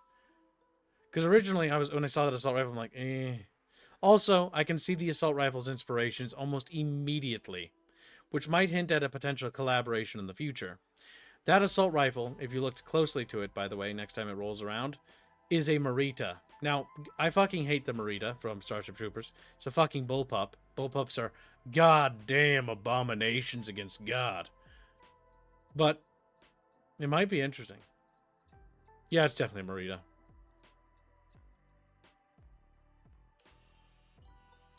Now, well, I do like a lot of this stuff and the offerings here. I must say that one of my big things here is that, how do I put this? I do believe they still need to do a free war bond. Like, this war bond interests me mechanically, but a free war bond is something that I'd say is desperately needed. Because again, continuing to add war bonds is going to run into that problem where people who haven't played or haven't played in a while are still not going to want to play it. I still like Helldivers 2 because it's one of my favorite games, but some of my friends don't want to play it no more because there's too many fucking war bonds. And so continuing to add more war bonds with more cool guns in them isn't going to fix that problem. It's going to continue that problem forever. Have you ever fired a bullpup? How about you go in the dumpster? He's like, go in the dumpster. I also want to point out, yeah, they're showing these weapons killing all these things, but like, I don't trust the video at all. Okay. Either way, I think that more or less covers everything in the video game. Armor and capes. Patterns and emotes, don't care. There's the whole list of everything. So yeah.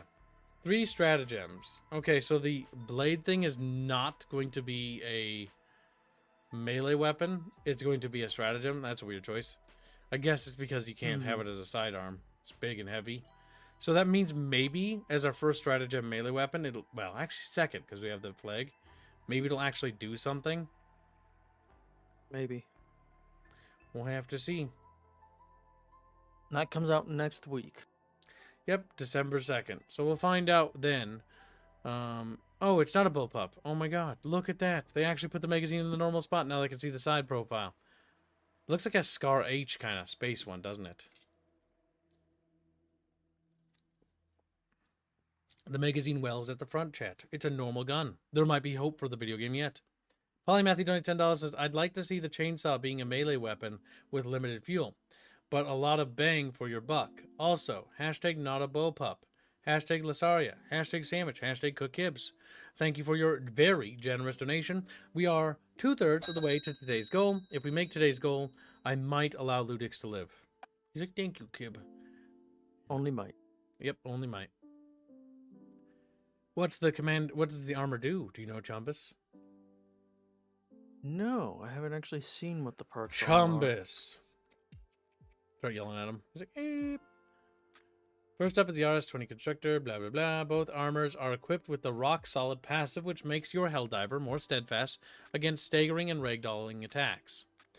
See, the issue with that kind of statement is that that sounds good, but I'm not really sure what that means because, like, there's no, like, percentages or data there. It's just like, That's what it does, but like details are kind of obscured because it says more steadfast against staggering and ragdolling attacks. Does that necessarily mean that it will be impervious? Will it have reduced chances? Or what is the threshold there, and what determines that threshold? Again, these things they need to really kind of elaborate in these descriptions because, well, that is useful information. It doesn't give us enough details to really understand exactly what that does. What the ammo of the minigun? The ammo for the minigun comes with its own backpack. It has a drum sort of style backpack magazine. Or drum style backpack, basically, not magazine. That probably means it's single use. Yep. Well, no, you could probably resupply it with the supply packs. Because every weapon adheres to this philosophy. Unless this one's different for some reason. Well, there's the Eat and the Commando don't. True, but those are expendable and they don't have a backpack. I don't know. Part of me feels Well, like if you then- pick up ammo, it would refill, but you might be right. But I will point out that any other backpack-based weaponry, like the backpack ammo gun, also reloads when you pick up ammo supplies. You know what I mean? That's true. So based on that already established mechanic, because it's backpack-based, it should adhere to the same rules that the other backpacks all adhere to as well. Unless they do something radically different. Because there's no evidence to suggest it does otherwise. The only evidence we have suggests that it will be refueled and rearmed the same way as any other backpack is rearmed. Because every backpack adheres to this rule. We'll have to see. Fight me on the field of honor, you floppy fish humper, says Ludix. His chubby little chaffish is so mad. So yeah, we'll see how the rock salad thing balances out. Mechanically, this is a better war bond. What was the last war bond we got actually? Oh, it had the coyote in it. That was a strong war bond as well. What was the bad one? Was that one with the teleporter backpack? In my opinion, the teleporter backpack was neat, as it was the best thing in there, but like everything else in that thing sucked, in my opinion. Granted, that is my opinion. What else in the Coyote Warbond was good? That's true. The harpoon gun sucked. Every Warbond is like a single thing that's good. Here I see 4 potential good items. The minigun, it's going to be entirely down to its like thing, and the assault rifle. At this point, let's see. For the guard dogs, just let us customize the weapon, the primary weapon the guard dog has. Yeah, I do believe that the guard dog should just be like a loadout thing that you actually tailor. Like stratagems need to have tailors and customization to them. But it's very clear they're sticking to this warbond philosophy, which is not, in my opinion, a very good idea in the long term, because the warbonds will be supplementing cash in the short term, but I think long term wise is going to be a detriment. I will say that the armor designs here are pretty damn good. The heavy armor is the strongest one. All right, let's see. These are details on the Schmini gun. All right. That's the drone. The drone includes a digital lineup of things. The Flam Guard Dog. Okay, that doesn't include the minigun details. Where's the minigun details? I see everything but that. I probably... Oh, there it is. The defense received thousands of requests from squad commanders for a minigun, and we're excited to finally give our Helldivers access to the M1000 minigun, belt-fed with ultra-high ammo capacity. This one is sure to make those bugs bleed. So, is this minigun capable of medium penetration? Because it should be, in my opinion. Hopefully. Miniguns... You know what? If it's a minigun, it should be heavy. Miniguns tear through armor and cars and stuff like that. So this better not be one of those cases of the minigun's like, it's only light armor pen. And I'll be like, fuck, you ruined what could have been amazing. Because if it's light armor pen, that's stupid. I'm not going to lie to you. That'd be a fucking brainlet move. Should be at least medium to heavy armor pen. Medium is acceptable. Light would be annoying. Because I'm not entirely sure.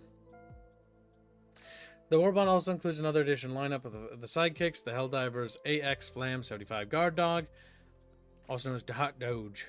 This drone is equipped with a flamethrower to coat your foes in the fires of freedom before returning to your backpack to refuel. Okay, much like in the same vein as the other drone with the machine gun. The flamethrower guard dog is interesting, but again, I do hope that they continue to address the guard dog's targeting priorities and IFF determination. Because guard dogs have a terrible tendency to friendly fire the ever-living shit out of people. And, yeah. It's just really annoying when that happens.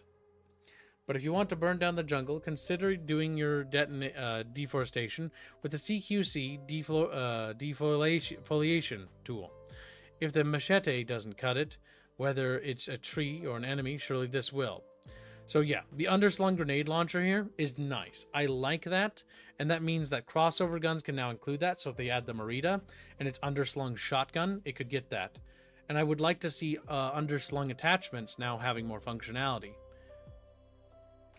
Sadly, I believe the Helldivers crossover with Killzone is the Stahl arms rifle based on Helldiver, or I think the second Killzone, because I believe the first Killzone didn't have an underslung grenade launcher.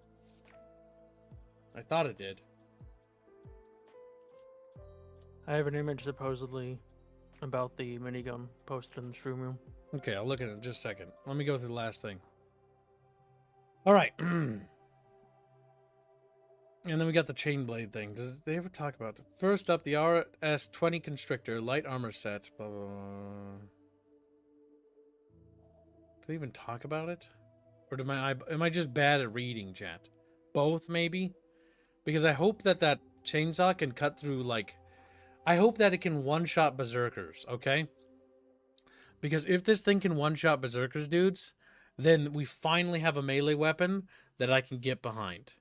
Because I really, really, really want to go to a berserker and just saw him in half. You know what I mean? Like, it should do that to Devastators. It should do it to berserkers. It should do it to, you know, the staff-wielding overseers and stuff like that. Because that would be cool. I will say they did nail the armor. Look, it looks pretty good. All right, so let's see. You posted in Discord, you said? Yep, in the stream room. It's the latest thing I posted. Chubby chatfish are always chubby. Like Dash True Gib. Chubby chatfish are always chubby. Oh my god. They did the right thing. The Maxigun has medium penetration. Thank you, Christ. I mean, I shouldn't be like... I was so worried about that, because if that didn't have medium penetration, that would have genuinely been quite annoying. I'm not going to lie to you. But fortunately, yes, the Maxi gun does have medium penetration, which makes it actually interesting. Because if it was light pen, I would be so fucking mad. Oh my god. So now it can actually do damage. Thank you. That's good. Makes the Maxi gun actually viable and actually will actually serve... I said actually twice there. It'll serve a purpose alongside the Stalwart and the Heavy Machine Gun. As now the Maxi gun... So we have the Stalwart, right? Then we have the... What's the bigger LMG? Because we've got the really light one. Then we've got the slightly heavier one that requires you to crouch to reload. Then we have the Heavy Machine Gun. Now in between the Heavy Machine Gun... Between the Heavy Machine Gun and the second one, we can now have another middle option for medium pen in form of the Maxi Gun. That I do like. Quite a bit. Fight me on the Field of Honor, Chatfish. Will you? Will you fight me on the Field of Honor? Well, I was doing Mad Horse, and yes, unfortunately, Udo Kier passed away last Sunday. May his soul find the glory that is the Yuri's Revenge universe. May he be reincarnated as Yuri. Wait, no, that's a bad ending. Never mind. Let's not do that. Let's not do... He gets eaten by a dinosaur. He gets eaten by... RIP. Did you remember the Yuri's Revenge ending? It's implied No, that I never beat it. It's implied that he's eaten by a dinosaur. They don't actually show it, though. They leave it kind of as a cliffhanger. Give it heavy to slash medium pen. Tons of ammo, no meg, a spin up time, a few seconds, and if needed, make me slow as fuck. I'll just wear heavy armor and be a brick and laugh as I destroy them all. Spoilers. Oh my god, Stone Age, the game's been out for 20 years, you little monkey. It's like, spoilers. It's like Darth Vader, you know, as Luke's dad. Oh my god. Wow, I didn't know that, Gibbs. God fucking damn it. I have no reason to watch Star Wars. I've posted quite a few links at this point. I will. I'll look at that in a second, but first I gotta go. We gotta get through my articles first, Chumbish. Kib favoritism first. All right. Next up, we have our pictures. So I'm interested in the war bond, but for my criticisms, and I think Chumba will echo this too, the performance needs to be addressed, the bugs need to be addressed, and just the overall way they balance pre-existing weapons needs to be addressed. I think the war bond will add a lot of mechanical fun and increase the weapon sandbox, but we'll have to see what happens, won't we, Chumpus?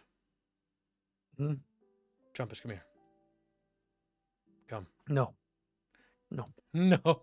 He's hiding, chat. All right, next up is Ubisoft leaks reveal Prince of Persia, The Sands of Time actually exists and is making Farah a badass. I'm just gonna hang myself. I also have an image for this game then. Because whenever I hear stuff like that, I'm like, immediately I'm thinking like girl boss, and I'm just like imagining myself doing a backflip off a balcony. I'm like, girl dead. I posted a side-by-side image of the originals versus the new characters. That is a downgrade. Holy shit. Why is he black?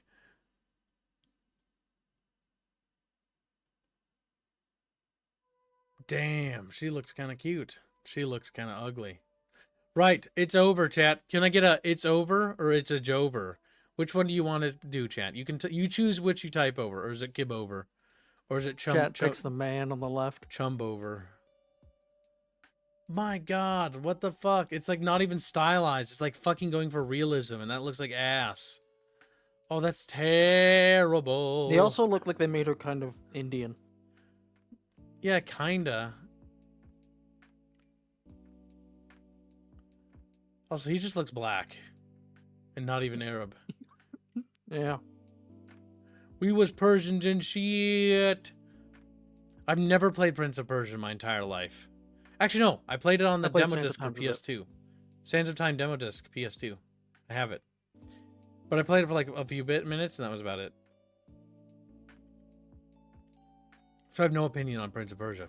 But what I do have an opinion on is character design. Because as a, writer and game designer and designer of characters, I must say that the, oh God, where to begin? God, where to begin? So, the character on the left is so much more iconic and identifiable. His blue eyes pierce through like his overall like aesthetic quite a bit, which contrasts starkly with his skin and his hair. He also has this sort of like a bit of a 90s action hero, 2000 action hero look to him, right? But he's also got this like blue sash and these white pants, which sort of, contrast with everything else. And the classic leather bracers, studded bracers, okay, of course. But he's a relatively good character design. He's memorable, he's iconic, he's something that you close your eyes and you can see quite easily. The character on the right is soulless and has no visual identity whatsoever. I cannot discern the character on the right if he's from, if he's just a generic... He looks like a generic NPC that you would see walking around in some Unreal slop game. That's what he looks like. He has boring facial features, uninteresting expressions, and a boring choice of ethnicity. He's just not interesting. He's just a brack dude. Next up we have is the character on the bottom left. She looks relatively, relatively interesting. Not crazy well designed. Like it's orange and gold trim, but again, it gets the job done. She's also got this attractive appeal, showing a lot of thighs and some belly and some big boobas, which makes her look, sexy. She's more so leaning on her sex appeal than anything else. That seems to be her core strength as a design. And it works, it's memorable. You can actually see it when you close your eyes quite easily. The woman on the right, whereas has no identity, again, suffers the NPC look, is ugly, and doesn't seem to have any actual identity whatsoever. She seems to suffer from a washed out syndrome and doesn't even look Persian, looks more Indian in nature. Polly donates $5 says Yasuke here with another female sidekick to kill another game. Run away, same takes. Did you know, fun fact, Ubisoft is still claiming that Yasuke is actually, like, that Assassin's Creed Shadows is doing well. I thought that was cute. So this is ass, and I think we should move on past it. That's terrible. I hated that. It is. Did I finish all my articles before I looked at that? I don't know. I don't think so. What? No. That's terrible. I hate this. What the hell is this game? This game looks better. What is this? That doesn't even look like it's the same game. I think that's a screenshot from one of the later games. From all-time favorite 2003 Pop Shot. Thankfully, combat is also getting an overhaul. Yeah, is that? Because she looks much more attractive here. He's got a bit more uniqueness to his visual design. He's a bit stronger design instead of just being bare-chested, which was a bit bland. That also doesn't look like a new game, like graphically. No, it looks like But something look of at the the terrain. 2000s. That's what I'm saying. I think that's from one of the newer Prince of Persia games, not Sand of Time. Yeah, I don't think that's related. The picture you sent was, though, right? Just As far as confirm. I'm aware, because that's the one I keep seeing coming up, or that are variations of it, in regards to the remake. So in this article, they're just like, here, look at something that looks good, because we don't want to use the actual picture because it looks so bad. We don't want to use actual images, yeah. Oh, As far look. as I'm aware of that. Oh my god. But yeah, the new one looks ass. I will not be getting that game. Because it looks bad. Just not interested. Because this picture's from whatever that picture is below, which is a different game. The graphics also don't look state of the art either. It looks like about a generation or so behind. I can even count Also, the if I recall polygons on Sands the of elbow. Time, What? the entire game, if I'm remembering correctly, is you are your character, like the prince, you are explaining to the woman the journey that brought you to her now, and then at the end, the entire Sands of Time is literally, it's in the past, is your character explaining what happened. And then at the end, it flashes to the present, and then you fight the boss. The big bad. Okay. So how does that make her, like, how's she gonna be a badass? Because she literally didn't have a role in it. She's just like sitting there like, I'm a woman. And he's like, listen, we can make bobbies. And she's like, So all it sounds right. like it's not going to be an actual remake, it's just going to use the name if they're planning on changing that entire character. Yes. That does sound like a departure, doesn't it? What game will we kill next? Who knows, Cheffish? Tune in next week. Yeah, see, if the remaster looked like this and she had a bigger role in it, then that could be interesting. But I don't think it is, based on what you said. I don't remember her even being a thing in Sands of Time because, like I said, as far as I recall, you're literally talking to her like that's the entire backdrop of the game. She fights alongside in some actions of the game, says Chad, in the OG. Like as an allied companion. Maybe I recall a bit incorrectly. I mean, it's been like 2 decades. Odds are we're gonna not remember everything. Come on, Chumbus. Hey, Chumba. Next up. This is interesting. Chatfishes, come here. Sit on my wrap. Like, don't do this. I must be right back. Oh. Damn it. Alright, you know what? I will use this opportunity to read Chatfish's things, because I think Chumbus Bread will find this cute and adorkables. So, Polydonis $5 says, Yasuka here with another female sidekick to kill. I read that already. Thank you for the donation. But just read it twice because I'm fucking retarded, apparently. God damn it. God damn. Oh, Chatfish, what am I going to do with you little guys? Like, beat us to death? Oh, beat us to death. True. As a reminder, chat, Hugo Fuki has a max tier bounty on him. He's somehow the slipperiest little bastard I've ever seen. If he continues to remain slippery, we'll just put the bounty on somebody sticky. Jesus Louise. By the time, watch when we do that, by the way, that's when he's gonna get nabbed. I've got a theory on how we're gonna handle that, by the way. I just need to see another Gravy appear in chat. Dalton Acosta, welcome to stream. I'm too tall to sit on Aerith's lap. A little shocked face. Yeah, Aerith is not very tall. She's about 5 foot and like 4 inches in height. With cat ears included. That adds like an inch or two, you know? Like she's kind of like a little bit short on the short side. Just like, damn. Sad. Yugafu just continues to laugh. Okay, what else was I going to say? Oh yeah. As a reminder, chat, don't forget If you would like to start any funds, feel free to do so and check the funds in the Bickering Bunch discussions. Don't forget there's the Cook with Kibbs fund, which is we are just waiting on the malt powder, and then we will have the video finished. Yes, I am waiting on one piece of ingredient, but I added something new. When I go to pick up the malt powder, because I had to have it specially ordered because our store doesn't have any, which is very weird, for the Cooking with Kibbs video that we'll be doing. So I've got the smash burger stuff. I've got it all in the fridge and prepared because I'm going to try another recipe, and I'm going to give you something more exciting. Instead of like a classic American deluxe, I'm going to give you a Kib deluxe, all right? And I'm going to teach you how to make onion rings as well. Because I decided that, well, if we didn't put out one last week because chat wanted to roll in the malt and stuff into this one, then if we're going to do the diner theme, then I might as well go the extra mile. And I'm going to teach you guys how to make onion rings. You guys are in for a real treat when this thing is done. Because, oh my god, onion rings are amazing. Howlett gifts my membership. Thank you very much. Very generous. It lands on Little Doman. Very generous indeed. I'm 6'3", cursed to be a tall semi-Chad. You are a tall person. Holy schmackaroles. 6'3", holy smokes. That's a big boy. That's a big boy. Big boy.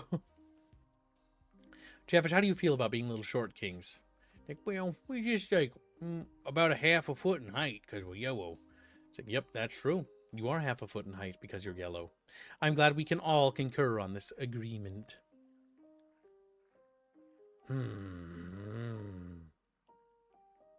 Interesting. Valve Steam Machine reports pricing will be pretty competitive with equivalent PCs. We'll see what that turns out to be. I'm very curious though. So VTubing fails, Kib's gonna open a diner. I mean, one of the things I always wanted to do as a kid, there was like 3 major things, right? One was follow my father's footsteps and join the military. 2 was become like a cook or a chef and own like a family-owned restaurant. And 3 was to basically make video games and do stuff like that and write. And technically the video game thing is like several things. It's like I wanted to be a game designer. I also want to be a writer. I also like love writing. Writing is one of my like favorite hobbies of all time. Writing lore and character plots. I spent all night doing that and narrating. That's why I was a little late today, because I was up till 5 a.m., 5:30 a.m. before I had finished narrating the first episode, because guess what? The first episode, with just narrations, and probably ballpark it, is about 39 minutes long. About. With no like alterations as it stands now. It's like almost an hour-long fucking video. Oh my god. That took a while to narrate. I'm not gonna lie to you. By the end of it, my voice was very sore. Holy smokes. So yeah, I got that done. And so next up is going to be producing the cooking video and then producing the Halo video finally. Because now that I've got that done, I need to get that out, and I need to get that out quickly. I need to get both those things done by today. Or at least one of them done by today. My goal is just to keep pushing down for day things because I have so much work to do. My god. Have you seen the video about in and out BBQ onion rings? It's heart attack inducing. I have no idea about that, but I'm going to teach you how to make onion rings. And if I have time, I'm going to add one more bonus thing to the recipe if I have time. It really just depends on if I have time when the malted milk powder arrives, because I need to get the malted milk powder to produce the shake for chat. Or not the shake, sorry, the malt. Once I have that, then I have everything I need. If I have enough time when I go to get the malted milk powder, I'm going to maybe pick up ingredients to mix my own sauce, but I don't think I'll have time to do that. We're probably just going to have to use like a pre-made sauce, unfortunately. Mixing sauces is kind of hard. Or not kind of hard, it's time consuming. And also finding all the powders and stuff. But there's other ways to do it. You can technically mix sauces and make sauces with just mixing pre or existing sauces. Like mixing ketchup with barbecue and stuff like that. St. Cloud could be ready to new clap Cheekia when Chatfish takes over. Why is Chatfish talking about St. Cloud of all places? Like Chatfish want to live there. It's not that great. Clouds? Now that Chumbus has returned, we can continue with the article. Rockstar co-founder Dan Houser is using AI, but cautions It's not as useful as some companies would have you believe, yet, he says. So basically, what's interesting about this article is this is some a games, like, they are using AI for their game, but they're not as super convinced. And from what I read in the interview, basically he goes on to basically talk about how he was kind of like, I think, underwhelmed with it, and it ended up not actually being able to do everything they wanted to in terms of like replacing everybody outright, right? Don't forget there was a recent scandal with Rockstar Games, and I think they fired 35 people, or was it over 35 people over 35 is Discord the number DMs? I saw. Yeah, because there have been a lot of leaks coming from Rockstar Games, and Rockstar Games is like firing people over them. So yeah, the Grand Theft Auto thing is turning into be a bit of a shit show. Now, if it turns out that the Grand Theft Auto game is released and it's actually good, I would be impressed. But if it's released and it just comes out as it's just more Grand Theft Auto 5 slop, it is what it is, right? More garbage. Garbage, garbage, garbage. But the big thing here is dabbling in AI and people dabbling in AI. Here's the issue I have with this on a fundamental and philosophical level. When you dabble with AI, these AI algorithms make use of artwork and things that were already made, usually without the consent of the creators and usually in legally dubious situations. We don't know what kind of AI they're using here, but what we do know is that anytime a company uses this stuff, it's dubious as to its effects, and not only that, but it's not good. Remember when we talked about Saudi Arabia and building rock solid foundations? What's important about building rock solid foundations? A solid foundation is something you can build off of and work with. The problem is if you build a foundation with AI, you know what that is? It's not a foundation at all. You have no personnel, you have no talent, you have no skilled workers. You just have an algorithm. And an algorithm is not as useful as Robin. It's not as useful as Rapier. It's not as useful as, Beano. These people do a lot more than an AI ever could and ever will be able to, even at the height of its glory, right? And the issue is that, again, the word AI is also not correct here either. It's an algorithm. It's not an AI. We don't have AI technology. We never did. AI is still a fantastical concept that we still don't yet fully understand. It's far beyond our grasp and far beyond our reach. And probably will be for maybe another century. Who knows? It's one of those concepts that's out there, but we don't have it. It's a buzzword used by the industry because it sounds cool and it sounds interesting. But it's just a chat GPT. It's just a chat algorithm thing. It's nothing. We've had this since the 2000s. It's not anything new. It's a learning language model. That's all it is. It's not an AI. We don't have AIs. Gotta keep bursting that bubble because it has to continually be bursted because it's just the worst naming thing. It's not AI. We don't have AI. Not yet. And if it was AI, it would be, who knows? It's generally, who knows if it would be a benefit or one of the greatest economical disasters of our history. Who knows? It might not be, but we don't have it because it hasn't happened yet. Jeno gives a membership. It lands on Toski. Thank you for the gift of membership. He says hashtag fit and hashtag BW2 Redux. So yeah, when it comes to AI, AI is a tool to be used, but even so, often game developers are using it incorrectly. They're using it for finalized art. They're using it in Black Ops to make finalized art. Even Stardock, a company I like. My criticism for them is that they use their own in-house AI, but again, they do use their own in-house stuff. My issue with that is that, again, it would be far better if you had custom tailored AI because, it's just not as good. Like, I want to see an artist name on it. I like the old Sins of Solar Empire art. It had a style, it had a vision. The AI stuff never has anything. Polymathy gives 5 memberships. Thank you for the generous gifting of memberships. It lands on NJ Gamer, Fluffy Shirt 6109, Chan Lawrence 7562, Bairudi G6S, and Tomaz Wota 1465. Thank you for your generous gifted memberships.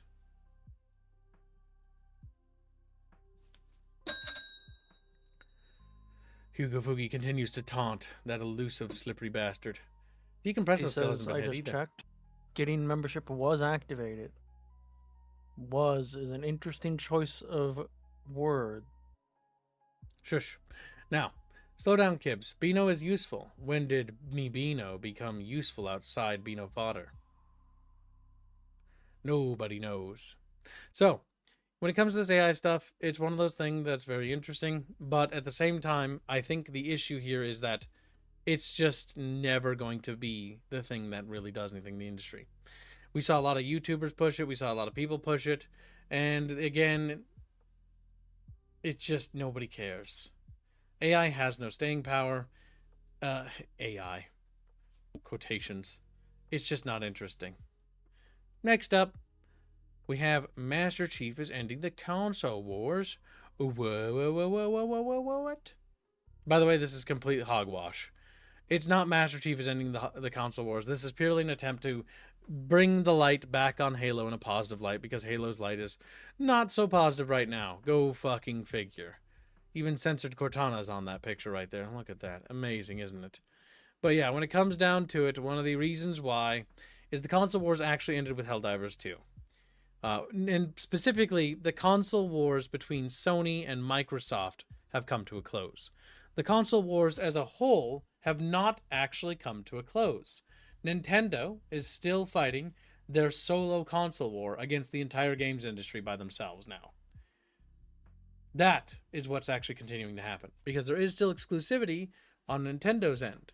So the console wars aren't truly over, but yes, the war between Sony and Microsoft did end, and technically it was Gears of War and Helldivers 2 that brought it to a close. Continuing to bring it up as if it's fucking news that this game now entered the console wars to help drive up sales is just blatantly false. The two games accredited to it from the both parties was Helldivers 2 for Sony, and from Microsoft part, it was Gears of War. Halo is just another thing that's finally being brought over. The MCC and everything else too. It's done. Like, you can't just keep being like, Master Chief did it. No, like, I like Halo more than most people, but no, Master Chief did not end the console wars. Halo did not. Halo is a product of the console wars, if anything. And it so happens that it's going to be ported to the Sony platform now that the wars have ended between Sony and Microsoft, not with Nintendo. As the console wars still rage on, and Nintendo is the only one still fighting. And so they're not truly over until Nintendo finally bends the knee and starts porting their exclusives onto other platforms. But because of how their market and their little thing is set up, they're desperately holding on to the handheld market. But again, as Microsoft enters the handheld market alongside the Steam Deck, and Sony will too, or if not Sony, Sony will just produce games for it, what will happen is eventually they will lose the handheld market as well. It is an inevitability because their market is so limited to a small core type of games. Nintendo is bound to do it. Whether it's in a few years, whether it's in a decade's time, whether it's in a decade plus, it doesn't really matter. It's just an inevitability. It's going to happen at some point.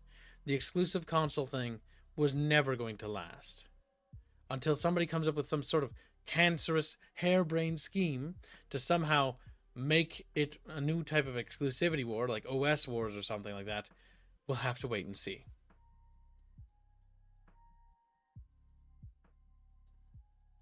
But yeah, so that's that. Very good, very good. So, next up, outside the Halo thing, continue without supporting them. You have something to add for the Halo thing? Not about Halo specifically. You already said basically everything I would about that franchise. Say your 2 cents. Just to touch on the handheld market, it'll be interesting in the coming years because Valve is literally will make a Steam Deck 2 specifically when they can see basically a 50% increase in performance. They can get it to be that much. So Microsoft wanting to even break into that at all, they're really for an uphill battle. Yeah, ain't gonna go so well, is it? Jumper's like, Nope. So next up I have is toys for Chatfish. Take a look at this. These are pretty fucking cool. I grabbed this article Purely because I like Star Wars. Purely because I want to say the positioning of the support is a little unfortunate in those pictures. it's like, oh, it goes up his ass. It goes up. The third one's the worst for it. Oh, screams. Yeah, these are cool. I just figured I'd mention them because anytime there's anything good that comes out of anything, I like to mention it. If I see something cool from 40K or Star Wars or whatever, even IPs that I think are kind of not as interesting, they're just neat. So some neat little statues came out. And the Revenge of the Sith and Attack of the Clones theme, because you have a Phase 2 piece of armor here. You've got, Phase 2 troopers, which I do like. And the 212th is very interesting. But yeah, there's some cool stuff from Hot Toys. Hot Toys. Not going to buy them, but I thought it was cool. Figured I'd show it to Chatfish. Also, Chatfish, I have unfortunate news about the new Halo campaign Evolved. Take a close look, chat. Halo campaign Evolved, weapon loadouts, and microtransactions revealed. You will now be renting weapons, chat, in the new Halo game. That's right.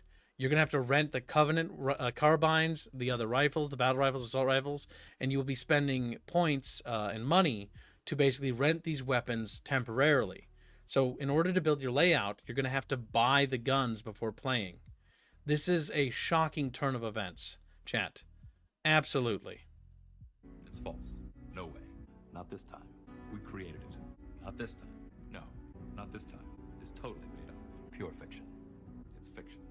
It's fiction. We made it up. We made this one. We lied. That's not true. But I thought it would be funny to just pull a little bit of a meme on you while you were sitting there. Back when sci-fi was sci-fi and not SYFY. Got him. Got you, Better Chatfish. times. They did not announce that. I have a lot of criticisms for Halo remake, the Halo 1 remake, but no, that is fake. This picture, by the way, if you're curious, is from a fan game called Halo Online, which I believe was pulled ages ago. And so basically, what happened was Halo Online, these were currency that you earned in-game by playing the game. You didn't actually pay money for it back when it existed. So yeah. I wish it was real. You really got us there, Kip. Did I actually get you guys? Oh my god. I tried to deliver that seriously without trying to overplay it as best I could. I was hoping that you guys weren't reading the comments on the right there because it's obvious that many of these people are like, fuck yes. Like, it's obvious it's so bait. It's not even funny. It's obviously pretty good. I saw this on Twitter, and at first it had me going for a hot moment because I'd never played Halo Online because I never had seen this window before, and it looks so official. I was like, oh no, they didn't. I was on the verge of about like almost, I wasn't sure if it was anger or just about ready to start laughing. And then I read like the comments real quick and was like, because I couldn't believe my eyes. Because like, what the fuck? No company would do that. Morty knew it was Halo Online. My screen is too small to read the comments. But yeah, this is made up. It's not real. I thought we'd occasionally put fake news in here for shits and giggles at the very least. So Chumbus brought some stuff because he's chumby wumby. I reorganized it for you. You little bigot. He's like, bigot. Damn it, it opens up an internet edge. I'm a little mad about that, but I'll get over it. Wait, that's Amazon.com. I need to check to make sure it doesn't fucking dox me. Good point. Here, no, I'll fix it. Because it does dox me. Yeah, just grab a screen grab. That's what I'm gonna do. He's trying to destroy me. Just put it at the bottom. Yeah, because, like, that will just open up... Where, actually, won't dox me, but it'll dox my family. Because my family receives my packages. And then Chatfish will start attacking them. They would. Just lay siege outside my dad's house. Little Chatfish erected barricades around it. Little catapults. Little catapult. My copy of MCC doesn't require a Microsoft account. Ah, you pirated it. Nice. I mean, if you can play it with everybody else, that doesn't matter, right? I removed the Amazon link and posted it. Yeah, honestly, when it comes to Halo, the Master Chief Collection is awesome because it has so many mods. It's like Star Wars Empire at War. Star Wars Empire at War is awesome. it doesn't matter if they make a new one or whatever and it's bad, because like we have the old ones. So, and the old ones are so good. Repost it, Chunky. Yeah. Chunky Buggy.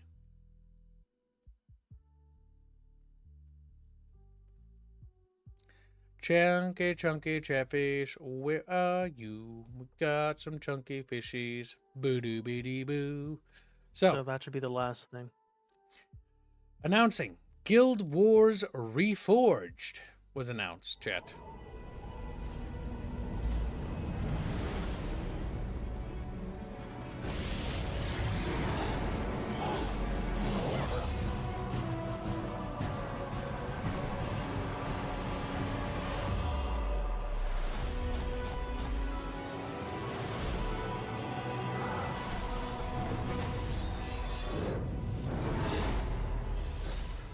Retro gaming. So yeah, Guild Wars Reforged. It's the first one, right? If I remember right, because I read part of this, but I didn't actually get time to read the whole thing. I believe so. I skimmed it. This was provided by Holly. Pooey. Steam. Is it on there already? No. It's not on Steam yet. But it is Steam Deck verified. It is. New low bundled price Guild Wars Reforged, Prophecies, Factions, and Nightfall together for just $20. So they're bundling it all together and re-releasing it, basically HD touching it up. So if you like the old Guild Wars, the original, they're basically putting it back together so that Chatfishies can come and play it and stuff like that. And yeah, because it's not really playable anymore, if I remember right, at all. One of those remakes that's actually needed. Because again, when it comes to the games industry, there's a lot of games that desperately need remakes really badly. Like Battlefield 2142 really needs a remake, not getting one. Battlefield 2 needs a remake, not getting one. Battlefield Bad Company 1 and 2, you could use remasters so they function again. There are so many games that need remakes and remasters just to run because fucking Windows. It's not even funny. And the issue is that not a lot of games actually get them. What often happens with remakes and remasters is usually you'll get a remake or a remaster for a game that came out like fucking, oh god, you know what a game that doesn't need a remaster? Because this is what annoys me. Because it's creating this fatigue for remasters for people, and I don't blame you guys for being fatigued at all. But like, man, I want Red Alert 2 to have a remaster, but you know what got a fucking remaster instead? Last of Us Part 2. Kill myself. Oh my god, I shouldn't say that on YouTube. This game does not need a remaster. It came out like a couple years ago. Like seriously, nobody fucking cares. It did not need to be remastered. It's not that old. It didn't need it. It already ran its ass as it is. It's just a shit game, but Jesus Christ. This is the stuff that's getting remasters. Games that don't need it. Like, Dead Space Remake? It kind of needed it because Dead Space 1 OG isn't very good on PC. But what they should do is they should, like, patch it as well. Remaster of the first one looks worse. When's the Kid remaster? Damn. Oh, the remaster of The Last of Us Part 2? I mean, Last of Us Part 2 didn't look good to begin with. Like, it did in some areas, but, like, it didn't in others. I played this game on PS4 or whatever. But the story was abysmal. The best thing I could say about it was that the level design was actually interesting. The environment design was good. So whoever the concept artists were there did a great job. For the rest of the game, though, not so much. And the time when the game actually got fun was like the last level when it actually sort of opened up and let you sandbox a little. And then the game died. And it had a terrible story. Fuck. It's just not worth it. It's not worth it. Not worth it in the slightest. This shit has some positive reviews, and people still sometimes ask why I don't trust reviews for shit. Well, I can explain that relatively quickly. Remember, Chatfish, this game has 22,000 positive reviews and about 1,376 current positive reviews for a game that's discounted from $50 to $40. Remember, just because a game has positive reviews, everybody, when it came out on PC, already knew what this game was about. And so you And that's somebody who actually played it, I didn't want to pick this up again. Actually, I didn't pick it up. I think I borrowed it. It was a long time ago. Chatfish might remember. Yeah, because I don't have it on a shelf, so I don't own it. But either way, doesn't matter. The big thing here is that when it comes down to it, this whole thing is just bad. Like, it's just, how do I put it? The only people that buy things are going to be people who liked it, right? It's like, if you want to know why Amazon reviews are biased towards movies on the Amazon Prime section or TV shows, because most people who watched those movies or watched those TV shows had already seen them and had already had formulated an opinion before watching it. And so they're already going to be a positive review, versus those who were disinterested and didn't enjoy the show or didn't like the movie. When they saw it released on Amazon Prime, they didn't want to go buy it because they already knew they didn't like it. So remember, that's what determines why these reviews are so heavily in favor of being so highly positive. Don't just look at that. Look at how many there are, right? It has 90% reviews. Let's compare this to another story-based game, right? You know what? I don't think this game did particularly well. Indiana Jones The Great Circle sold about half as well. It has less reviews, but it's also 10,000 reviews and 336 positive reviews. This game is a much better game than The Last of Us, but The Last of Us is also a much bigger established franchise and was only charging $50. Look at this game's price. It charged $70 and operated on the Game Pass. What that meant is that this game was sent out to pasture. It means it was sent out to die.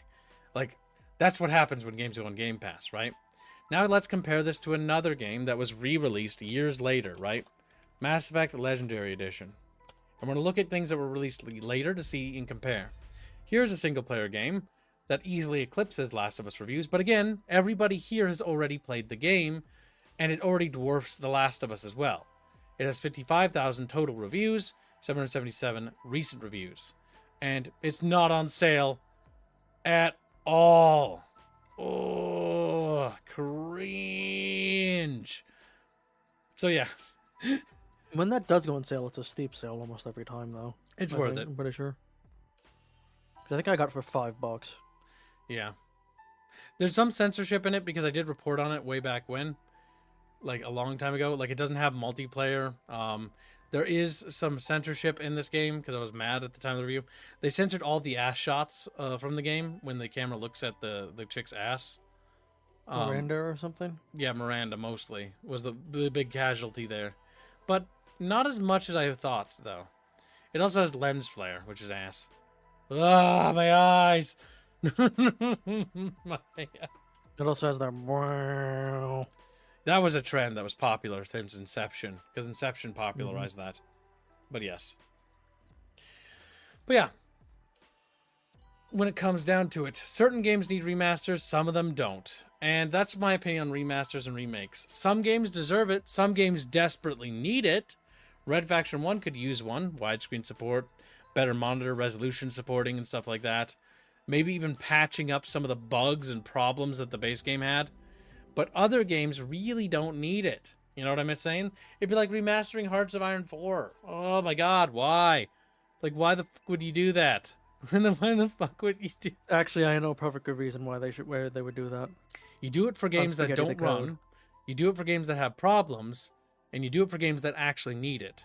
You don't do it to games that don't need it. And even then, I think remasters should have original graphics toggles. That's why I like Warcraft 3 Reforged, because you can just play it as the OG, as if it wasn't changed at all. Did Kib see that Surviving Mars made a re-release with all the DLC bundled and added a few new mechanics? Those who already had the previous game just got a 50% discount for a limited time. Yeah, they relaunched it, but it's not doing particularly well. Well, let's take a look at the trailer. Building a new future for mankind on the planet Mars, where mere survival Warning, meteor incoming. can be a challenge. Reshape this empty planet. Build, expand, terraform, and become independent from Earth. With the latest innovations I like the idea of at that. your disposal, Does Earth get mad and start attacking you? I don't ready think to so. turn this barren Wow, that's rock not very Earth-like. into a Because I flourishing don't think paradise. Earth government would actually be happy It's up about to you, autonomy. Commander. Surviving Mars, relaunched. updated, So expanded, and complete, including 3 expansions, 8 content packs, and more. So yeah, basically there's a rebundling. So from what I saw Go ahead. of the full game, they basically introduce or have in a very rudimentary faction system for politics for Mars, but like Earth was never really like a factor. Besides, you can just get grants and stuff. From what I saw of the gameplay. Kind of a missed opportunity there, because you should have Mars should have its own internal politics, and then the external politics of Earth should also be affecting, to add an extra layer of depth there. That would be interesting. Missed opportunity. I think independent here means self-sufficient. The Chatfish are chubby. Then independent's an incorrect word. So yeah, it's not being received particularly well though. It's at mixed at 44%, which is below the 50% threshold. Game stuttered bad with 3060 Ti, so optimization issues. Bought the game just to leave this review? Pretty? Yes. But it had to be said, as a returning player with nearly 300 hours in the original, I was pretty hyped for this, until I saw the price. I bought the base game and every DLC, so it was a slap in the face, to be honest. I would happily have paid for future DLC/seasons passes going forward, but this stinks of cash grabbing, EA-type behavior. It's a massive shame, as I'm a huge fan of Paradox's games, thousands of hours, but now it makes sense why Cities 2 was a shambles at launch, and the Colossal Order have made a run for the door. Do better and stop listening to shareholders. Says, I'm looking for Nipsey. The Chatfishes. The lemon fishes on the internet are funny. And then it says, if you played the original Surviving Mars from Rare, this is the exact same game. There are some minor UI improvements and a little bit of content, but the vast majority of the game is exactly the same. It has far less than even their later bleep DLCs. Re-releasing the same game and charging full price for it is certainly a choice. It doesn't seem like people are particularly enthralled with this. I would advise avoiding this based on the reviews, but I've not Those played reviews them. sound like the general, basically my thoughts when I saw it, because I was mildly interested in the original game, but I saw it kind of dropped off pretty fast. Yeah, Paradox. Remember, okay, so a little bit about Paradox Interactive. Now, this is a Kibspiracy. And also, speaking of which, I was right. Everything I guessed about Vampire the Masquerade Bloodlines 2, or deducted, not guessed, was right. We'll talk about that in a second, and I can gloat for 5 minutes. But, like, when it comes to Paradox, there was a point in Paradox's history where a woman joined Paradox in an executive position of power. And then, for whatever reason, every DLC and every game that was launched during her reign was, and I don't know if she's still there, but it was all kind of bad. And it just so happens to coincide with that hiring. I can't remember her name and I can't remember what she did. But it was weird because everything around that time point that she was hired turned really bad and wasn't very good. And so it was like one of those things where it's like, this is strange that everything is now kind of bad.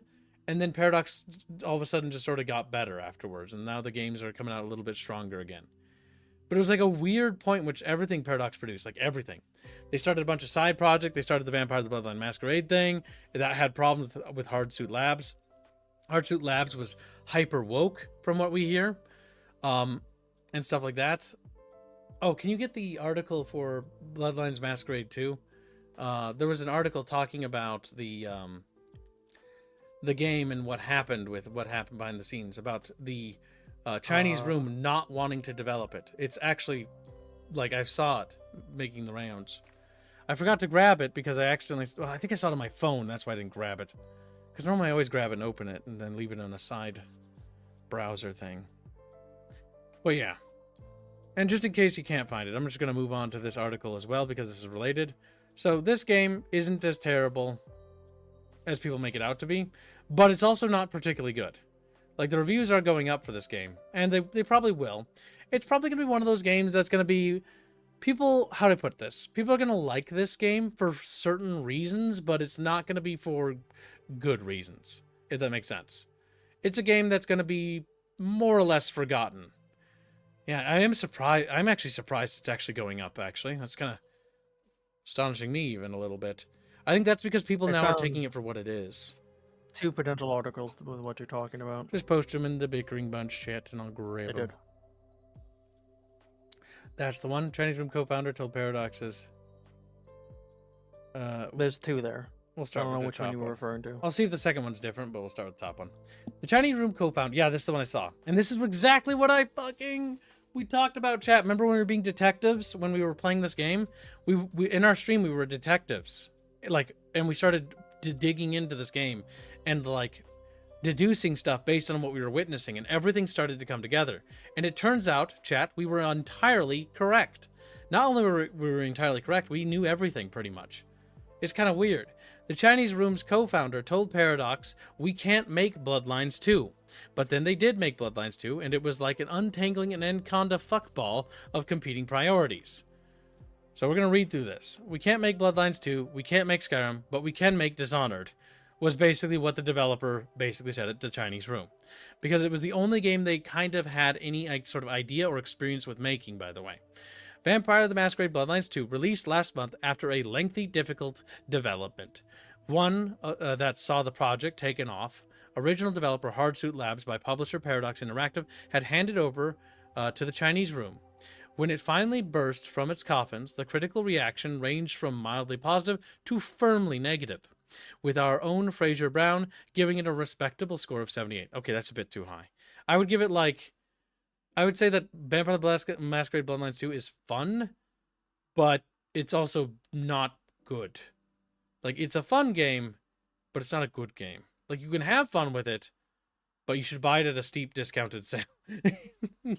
It's not a terrible game. It's just one of those games that has the wrong marketing. The name is wrong.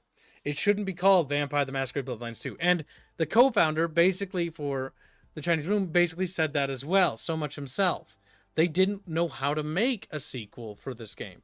The studio, and a little bit of history from our research that we had done before, basically the Chinese Room approached Paradox Interactive when this game was struggling in development. They approached it because Hardsuit Labs, the original creators of Vampire the Masquerade Bloodlines, are hyper woke now. I'm sorry, but that's just the reality. They're nuts. They're nut jobs now. And so now the nut jobs, Paradox saw this and was like, holy shit, this game is terrible. So Hardsuit Labs was making a literal shit show of a game. And that goes from basically reports of every insider that we know of, right? And so when it came down to it, it looked like a travesty. It looked like a disaster. Things didn't look good. It also had it was going to be hyper woke and like that. But then Masquerade Bloodlines 2 by the Chinese Room doesn't have any politics in it. It's not woke. There's a gay character in it, but it doesn't push any messages. It doesn't really ever do that throughout its entirety. It's not really focusing on anything besides the politics of the world. It's not that bad of a game, but it's not a good game by any stretch of the imagination. People overreacted, and grifters had a field day with this one, but the truth was, and the truth is that it wasn't as bad as people thought it was. That's the reality. And so that's what happened when it came down to it. Yet whether players liked it or not, pretty much everyone agreed that the Chinese Room sequel wasn't really a successor to Bloodlines at all, lacking the ridiculous role-playing depth, blah, blah, blah, blah, blah, yeah. So pretty much everything I said in the previous stream when we played this game was pretty much spot on. Chatfish and I, and co-hosts, we deducted that, yeah, the game, it was never meant to be a sequel. It's more based on Dishonored. And that's what was their intention. But Paradox refused to let them change the name. Not only that, meddled in the design. And so it's got 2 video games trapped in one body. It's got a detective story that's more like the Chinese Room's expertise. And then it's got its Dishonored fire story. And so these 2 competing parts don't really mix well. And so the game's got conflicting designs. And welcome to Stream, Fuzzy. Any thoughts, Fuzzy, now that you're here? My God, where to begin? First of all, I don't know if you mentioned this. This was 10 years. This was a 10-year shit show, and whether what you think of the Chinese Room's game, of which, on its own terms, yes, it's not the worst thing ever. As a Bloodline sequel, well, it is not a Bloodline sequel in name only. But that's just repeating what you just said. Yep, I'm just going to turn you up a Heartstone little Labs, bit. Keep talking. On the Heartstone Labs situation, we have a lot of hints and a lot of examples of some of the writers. And I'm trying to gather my thoughts as this was first 5 years of Heartstone Labs and now 5 years of Chinese Room of Heartstone Labs. They brought in, say, Chris Avallone. And if I recall correctly, he said he felt like he was brought in just for name only, just to give it RPG validity. And he's a writer. He is not a game designer, as in missions, gameplay mechanics, stuff like that. That is not his specialty. Yep. He is only a writer. For historical references, Chris Avallone wrote Planescape Torment and also worked on Fallout New Vegas and stuff like that. Icewind Dale, though I double-check that. He was one of the original people back in the old school CRPG days. Yep, a big-name writer. And to go off Kibbs' point that Heartstone Labs was not qualified for this, their previous titles, as Avallone stated, were supportive work on first-person shooters, such as, I think, Tripwire's Killing Floor games. I double-check. They were not experienced in this type of gameplay, this type of... Well, granted, yeah, you could argue they brought in outside help for writing, like one of the original people that went woke, and Chris Avallone, who's not woke. And I think they brought in one of the Dishonored 2 writers also. And what were the results? Based on the very little we had, even taking into consideration that the person did not know how to play. Bad writing, not good quests to show, characters that were uglified, and just very unappealing, where the only thing they seemed to have gotten right was the atmosphere. With that kind of dark atmosphere, and maybe you could argue the art direction. Well, if you're talking about but that was it. If you're talking about the demo, Heartstone Labs-ish demo. Yeah, their demo. Okay, because I was like, that's on point for the demo. I said very little we have. It is worth noting, we don't know the full context of what really happened behind the scenes. We have a lot of hints and a lot of vague corporate messaging. I don't even think some of Paradox's tweets about this are even up these days. And the Chinese Room was given a very bad hand. They salvaged something, but that was another 5 years of development, so you have 10 years of Paradox sinking money into this, and the only potential good thing to have come out of all of this is Paradox stating, if we were to do a Bloodlines 3, they're just gonna license it and outsource everything. They are not gonna take any more direct duties. One thing that was clear throughout all of this, Paradox was woefully embarrassingly unable to handle the publishing duties of a Bloodlines game. They can't even handle World of Darkness well because they made it go hyper woke. Mm-hmm. Absolutely. And now we're left in a shit show where Chinese Room got a lot of bad rep that they didn't deserve, and that they knew they would have gotten and tried to salvage. They tried to do this Paradox, I'm just going to say it, a service by trying to say, hey, we can salvage something from this. And at this point, it would have been more worthwhile to either... It begs the question, and I think this is a worthwhile question, could some outside of developer have salvaged what Heartstone Labs has made? We don't know. If I were to give probabilistic estimates, very low. No, I don't think that was the big problem with picking up a piece and salvaging it is I think the Chinese Room was right. I think the Chinese Room understood what they could do. And I think Paradox was wrong. Paradox fucked up. And that's the reality. And our theory about the Chinese Room basically being caught in the middle was correct. The Chinese Room did approach Paradox and was like, hey, we can make this game good. But we can't make like a masquerade game though. Like, we don't have any experience making RPGs, but we can make you something like Dishonored because we do have experience with games similar to that. And Paradox is like, no, you're gonna make a Masquerade, and they're like, listen, like you're gonna slap the label on it. And they're like, listen, Paradox, like, and we're paraphrasing it because we don't actually have the actual script, but like, we can make you a game. We can make a game fun because it's obvious. Look at we don't even need to like really like theorize, right? It's obvious that this game isn't actually as bad as people say it is. it's trending upwards. It's almost reaching mostly positive in its trending. And it's going up in terms of reviews and has been going up since its launch. Because they didn't make a terrible game, but they made a flawed game. And they made a flawed game because Paradox meddled. That means potentially, if Paradox did not force this stupid name onto this game and just let it be the Chinese Room makes a Vampire the Masquerade game, we could have seen a good Vampire the Masquerade video game themed like Dishonored, and it would have been refreshing, and that would have been awesome. Like, that sounds so cool and appealing to me. A Dishonored styled Vampire the Masquerade game as an immersive sim. Holy shit, that sounds cool. Sign me the fuck up, dude. But no, we got this weird hybrid thing. And we got this hybrid thing because, again, Paradox's meddling got too much involved. Paradox makes grand strategy games, and I think it's worth noting to really focus on Chinese Rooms of focusing on what they can and cannot do, as this is a lesson Paradox has and hasn't learned. You could argue they have learned it when they said they would just, if they were to do a Bloodlines 3, that they would just license it and outsource it. On the same time, they clearly haven't learned their lesson, as look at this 10-year shit show. It took them 10 years to figure this out, that hey, maybe they should have just licensed this out to a RPG making studio that knew how to make RPGs. That should not take any kind of specialized knowledge. That's just basic business sense, knowing what you're capable of at. Paradox makes strategy games, and every time they try to venture out of that, they just fail. They also meddle.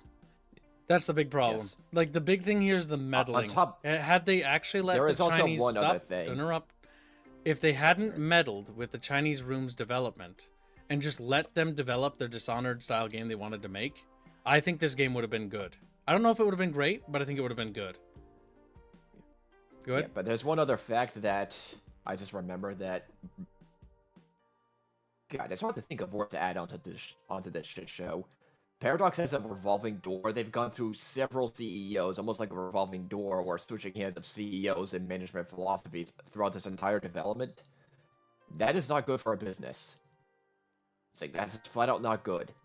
They're going to have different priorities, different management philosophies. There's no stable corporate culture, no stable just anything.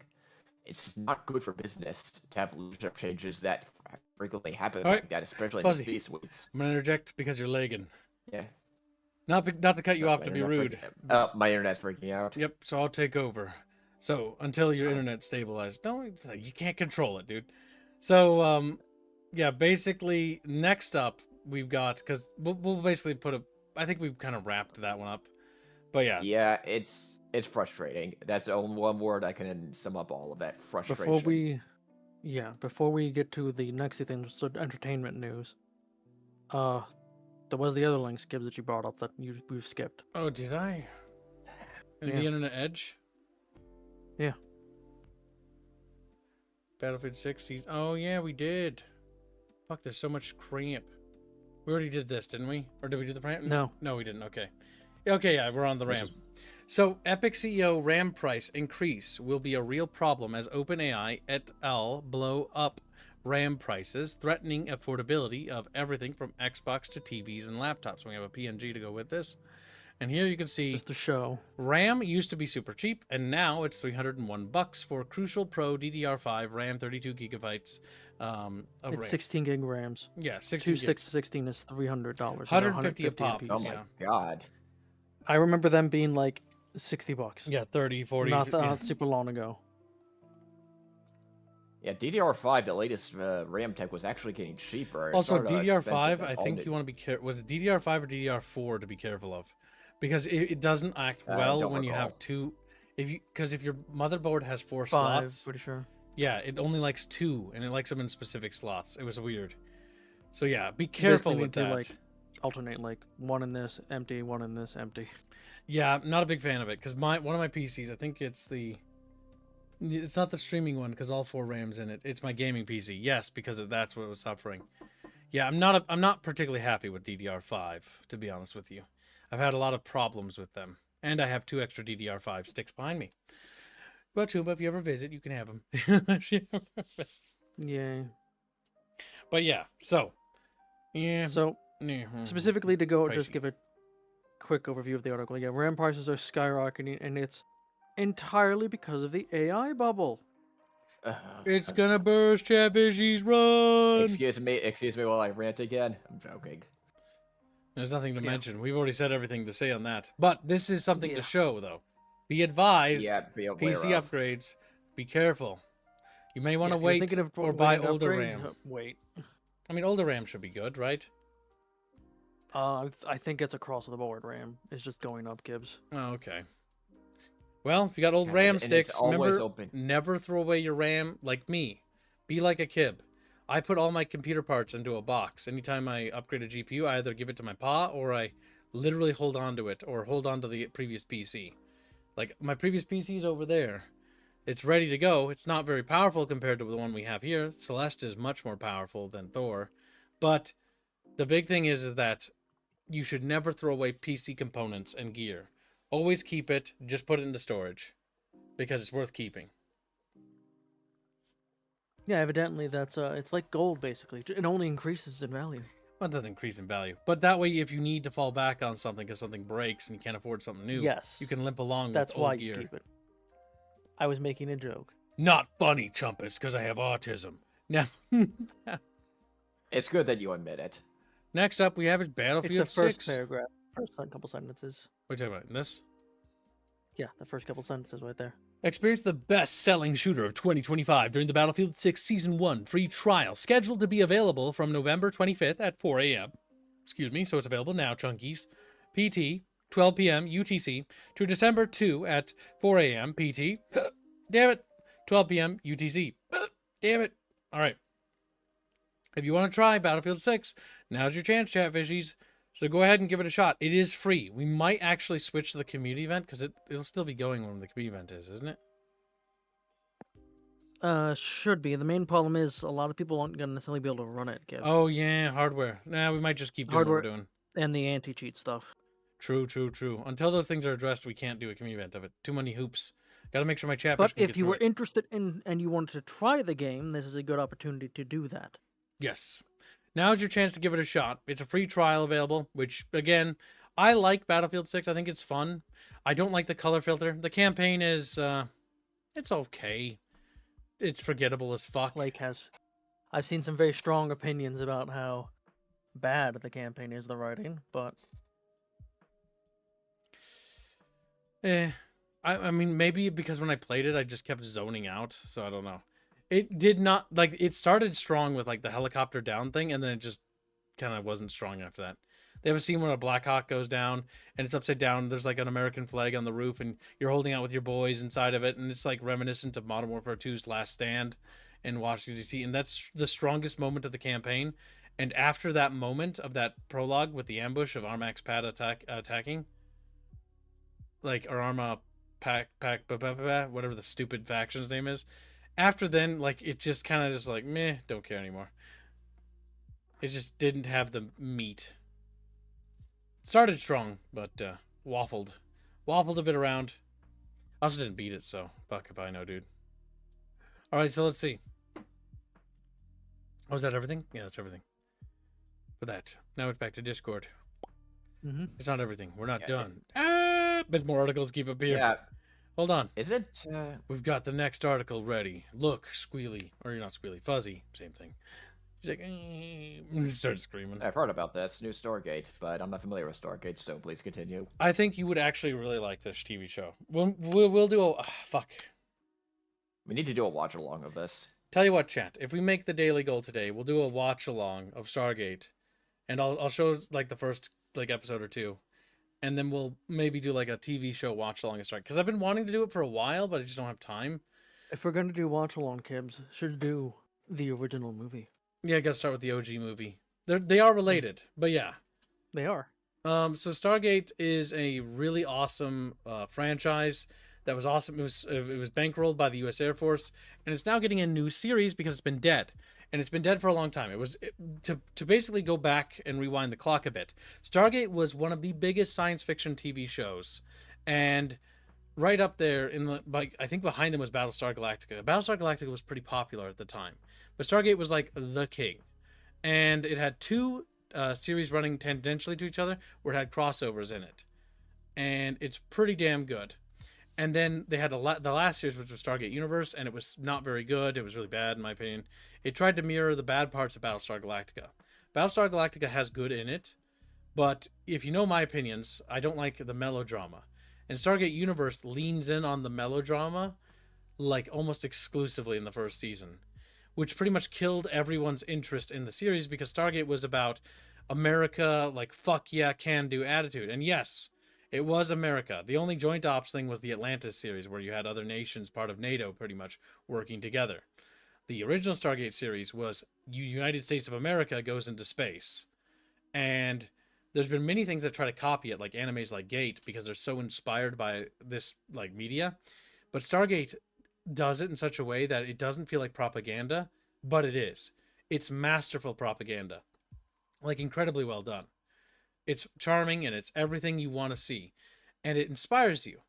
And that's what makes it good propaganda. Because it was funded by the U.S. Air Force. But yeah, so the big thing here is that they're announcing a new series. It's been 14 years since Stargate show's been around, Chatfishes. Wrong time. And they're saying it's worth the wait, but they did get some people back from the original series who worked on Atlantis and Stargate. They're going to be working on this one as well. And it's supposed to be set 20 years after the events of the last Stargate thing we saw. So it's going to be a time skip. A bit of a time skip. So they're not going to be rebooting it. They're going to be continuing the storyline of the Stargate universe. Now, that's interesting with its plot threads because that implies a lot. But we'll have to see what happens. I am skeptical because the mega corporation that acquired this was Amazon. And Amazon ruined one of my favorite fantasies of all time, Lord of the Rings, with Rings of Power. Holy fucking crap, is that terrible. And Amazon's entertainment media has only produced like one thing of interest that I can remember, chat. And I mean genuinely one thing. It's a video game that's coming out called March of Giants. It's the only game and only piece of media Amazon's produced that has me remotely interested and looking forward to it. So yeah, their track record isn't very good. That's pretty bad. That's pretty bad if it's out of everything they've swung, they've made one strike, and it's only... I'm interested to see what happens when it releases. That's not particularly telling. But again, we're gonna have to see what happens. Supposedly, you know, the new Stargate stuff is supposed to be good. Or not good, but it has a lot of people from the originals. That is good. It meant that they did the bare minimum. They went out and got people. That's better than what happened with Rings of Power. And this is better what happened with a lot of recent media and Halo and stuff like that. They're actually going out and getting people from the original show to come and continue writing for it. This is a good thing. They're doing the right thing here. This is all what I want to see. However, there's a couple questions we have to ask ourselves. Are the showrunners and writers from, 2 decades ago almost, or like over 10 years ago, are they still on point? It's been a long time. Do they even know how to write for Stargate anymore? And 2, have they changed? How have they changed as people? How a writer changes as a person will dictate how their writing will feel. And 3, will Amazon meddle? If they meddle too much, it could kill this entire thing. Stargate is unironically one of the best science fiction TV shows. It stands proudly shoulder to shoulder with Star Trek. Like, it is fucking good. It is damn good. It's worth preserving. It's worth watching. Just like the old Star Treks, just like Stargate, They're both worth watching. They're both awesome. And more of you I know have seen Star Trek than you have seen Stargate. But Stargate's really damn good. It's a bit more military themed, so you might like it. It's got a bigger focus on action than Star Trek. It's P90 propaganda. It is Dutch weapon propaganda, yes. They used the P90 in it because, not initially, but as the show went on, because it became like a running gag that the P90 was magical. Anybody who wields the P90 is a main character. I hope the final 100% confirm O'Neill plus Carter. There was a cut scene from Atlantis saying they were dating. Yes, I really would like them to do that. Okay, so like if you haven't seen Stargate, like there's a character named Jack O'Neill who is a colonel, and he later becomes a general. And then there's Major Sam Carter, who later becomes a colonel as well, if I remember right. And they have like this chemistry thing going on, and they should have like hooked up. I'm not one of those guys that ships things, but there are some characters that have a natural chemistry going, and they had this chemistry thing going, and it should have, it needed to happen. Dutch, Belgian, you gib, oh whatever. And are you a Belgian, Rasmus? Is that why you're mad? You just a little waffle on a table. He's like, Amazon's gaming department was nothing spectacular, but at least they have fast delivery. Yeah, I guess.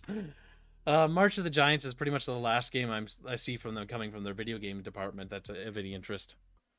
But yeah, so the Stargate show is coming back. The original Stargate creative team is back.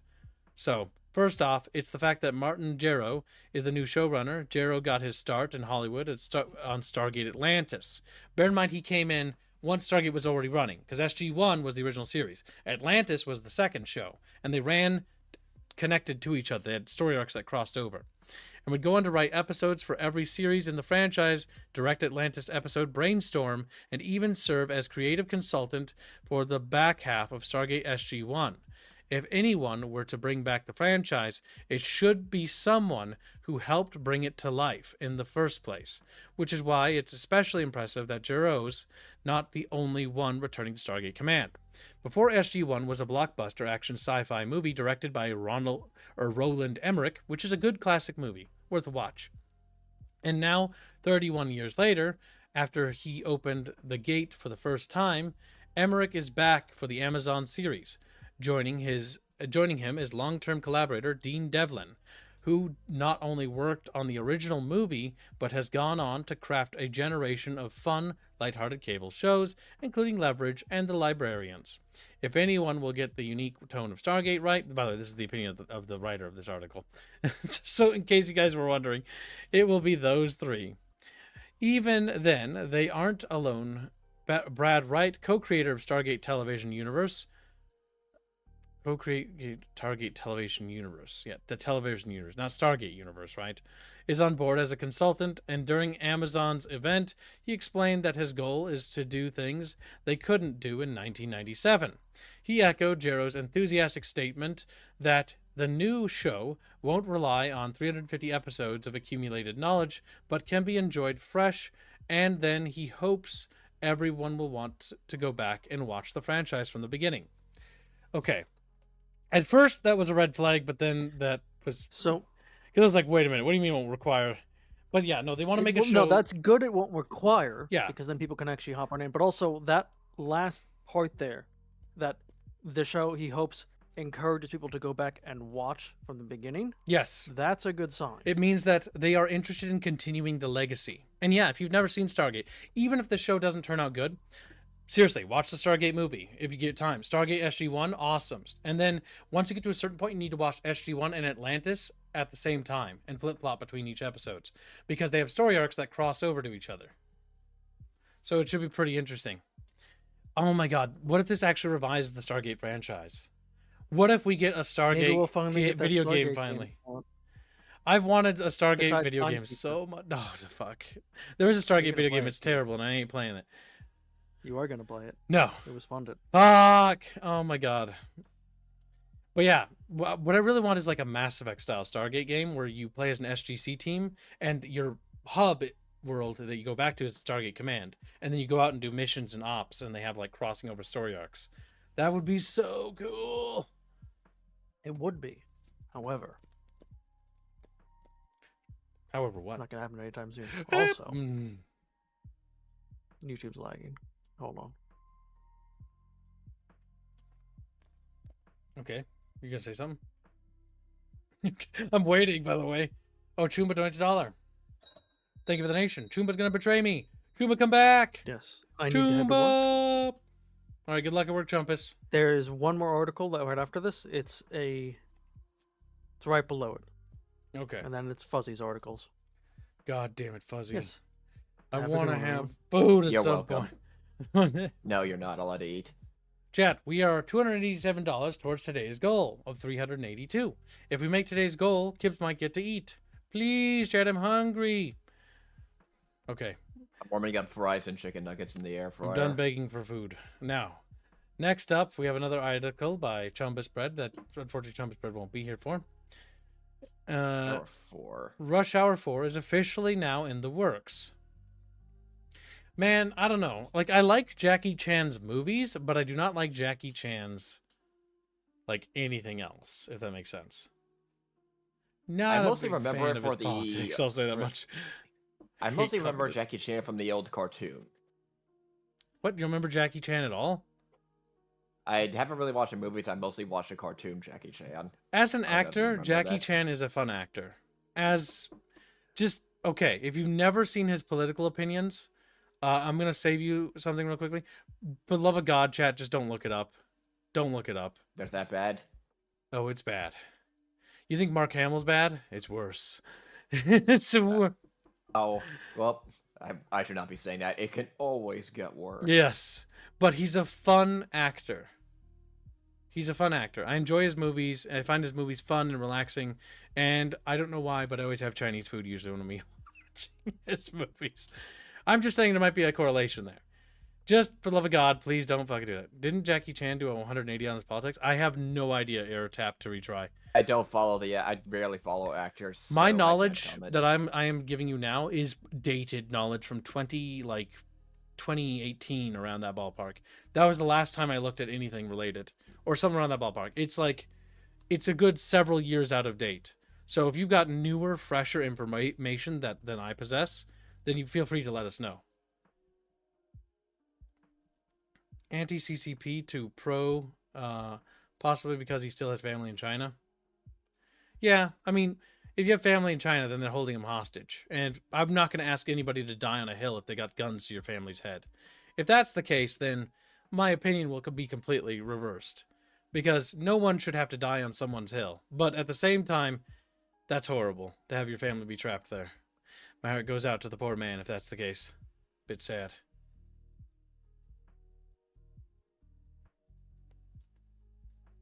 But yeah, so either way, it's one of those things where his movies are fun. So ignoring all that crap, right? Take the Hope politics, the movie's good. throw it in the trash bin. Now let's talk about like the media. Jackie Chan and everything I've seen him in has been usually pretty fun and pretty entertaining.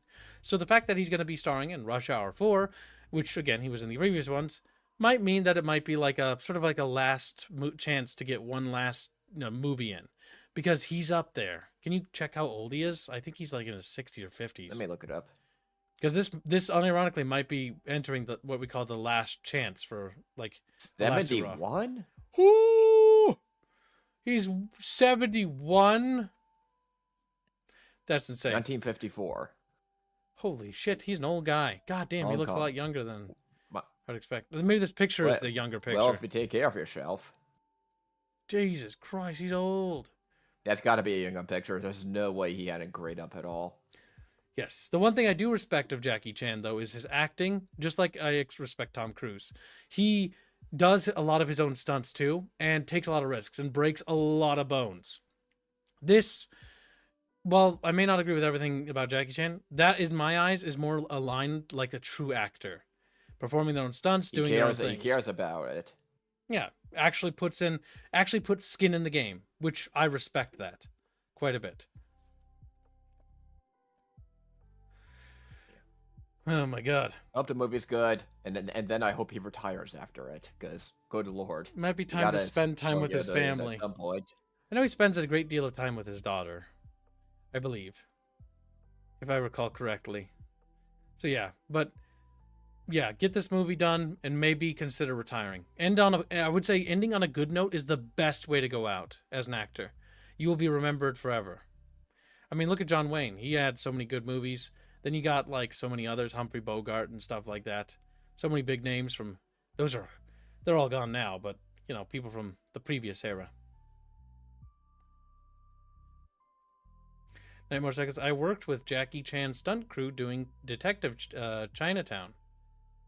How'd that go? Little motorcycle fish. You have fun? Chris Tucker was gutter broke. John Wayne even got casseroles. He did. Pretty delicious too. Scumpus. Scumpus. God dang chatfish. They're so goddamn goofy. Look at them. Look at them wiggling in the bucket. But yeah, so that's something maybe to look forward to. Hopefully. Be nice to have another good movie these days. Lord knows we could use them. Now I just gotta open up all these articles real quick. Some of the stuff that came to my attention. Hmm. Now, Let's get back to the first one. Is it this one? I even have an ad blocker. shame on you for using ad block. Okay, I can open up in Chrome.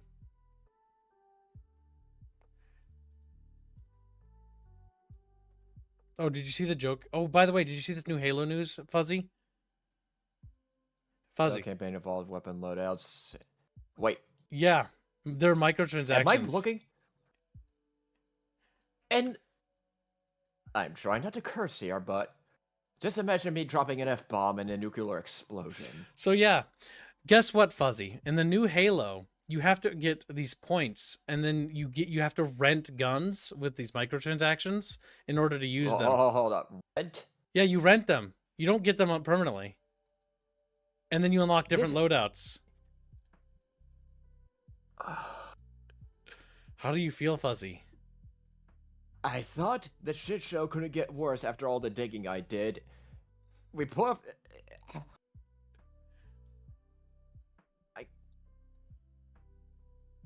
I'm gonna need to start learning Polish in order to think of curse words strong enough for this. Look at the people in the I may comments. legit- Fuck yes. And they're like, oh yeah, they're like so happy.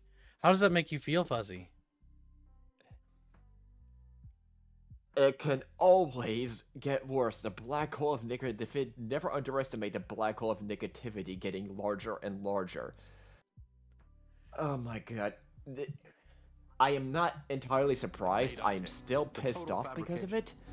But I am not surprised. It still grinds my gears. This is a single player campaign. Fuzzy, look at the stream. It's a fake. It's fiction. It's an urban legend that never happened. No way. We got you. Not a chance. Not this time. It never happened. It never happened. We made this one up. So fitting. It's fiction. We made it up, Fuzzy. It was a joke. I got you. Oh my god. You piece of shit. That was so good. Here I... Oh my god. Remind me to shove a cactus up your rear later. That was pretty funny, wasn't it? I get home from work and you know my brain's still. I had to have Jonathan Fox telling you you're wrong for 47 seconds up for this because oh my god, piece of shit.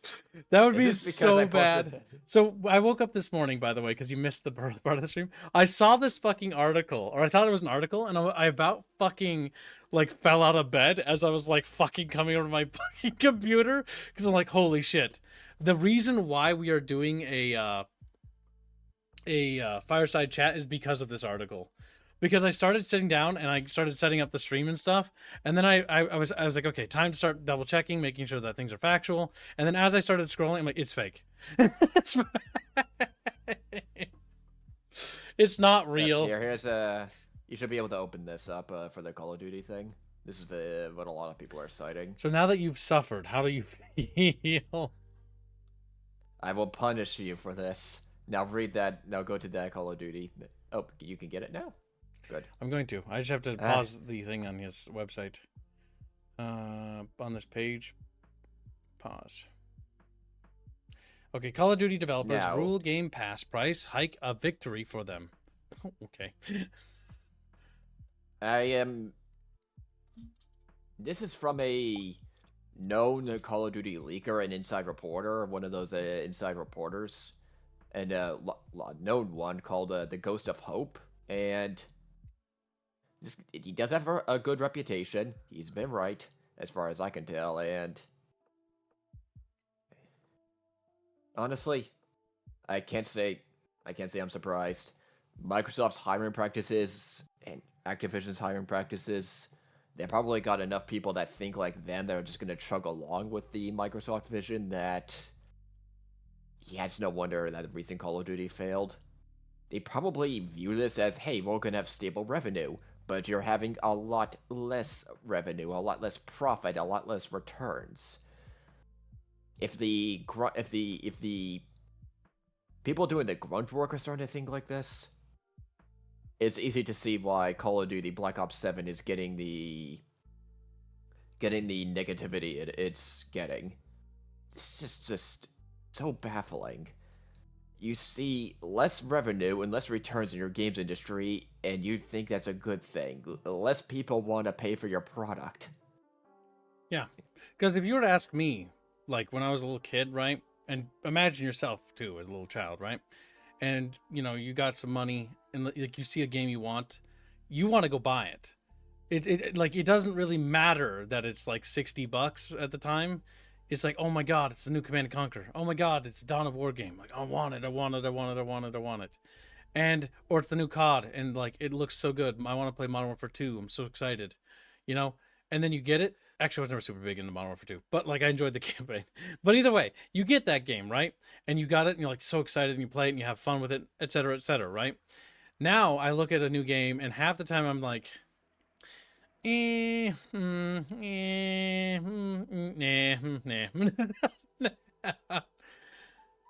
what I like half the time when I look at new up and coming games. I'm like, no, not really.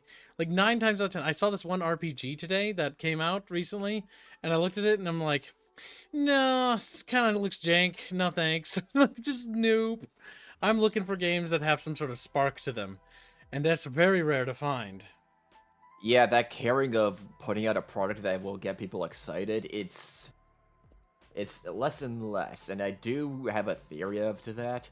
I don't have the article right now, but there was a business report that the Canadian game industry doubled in size over the past 10 years, or over the past long term.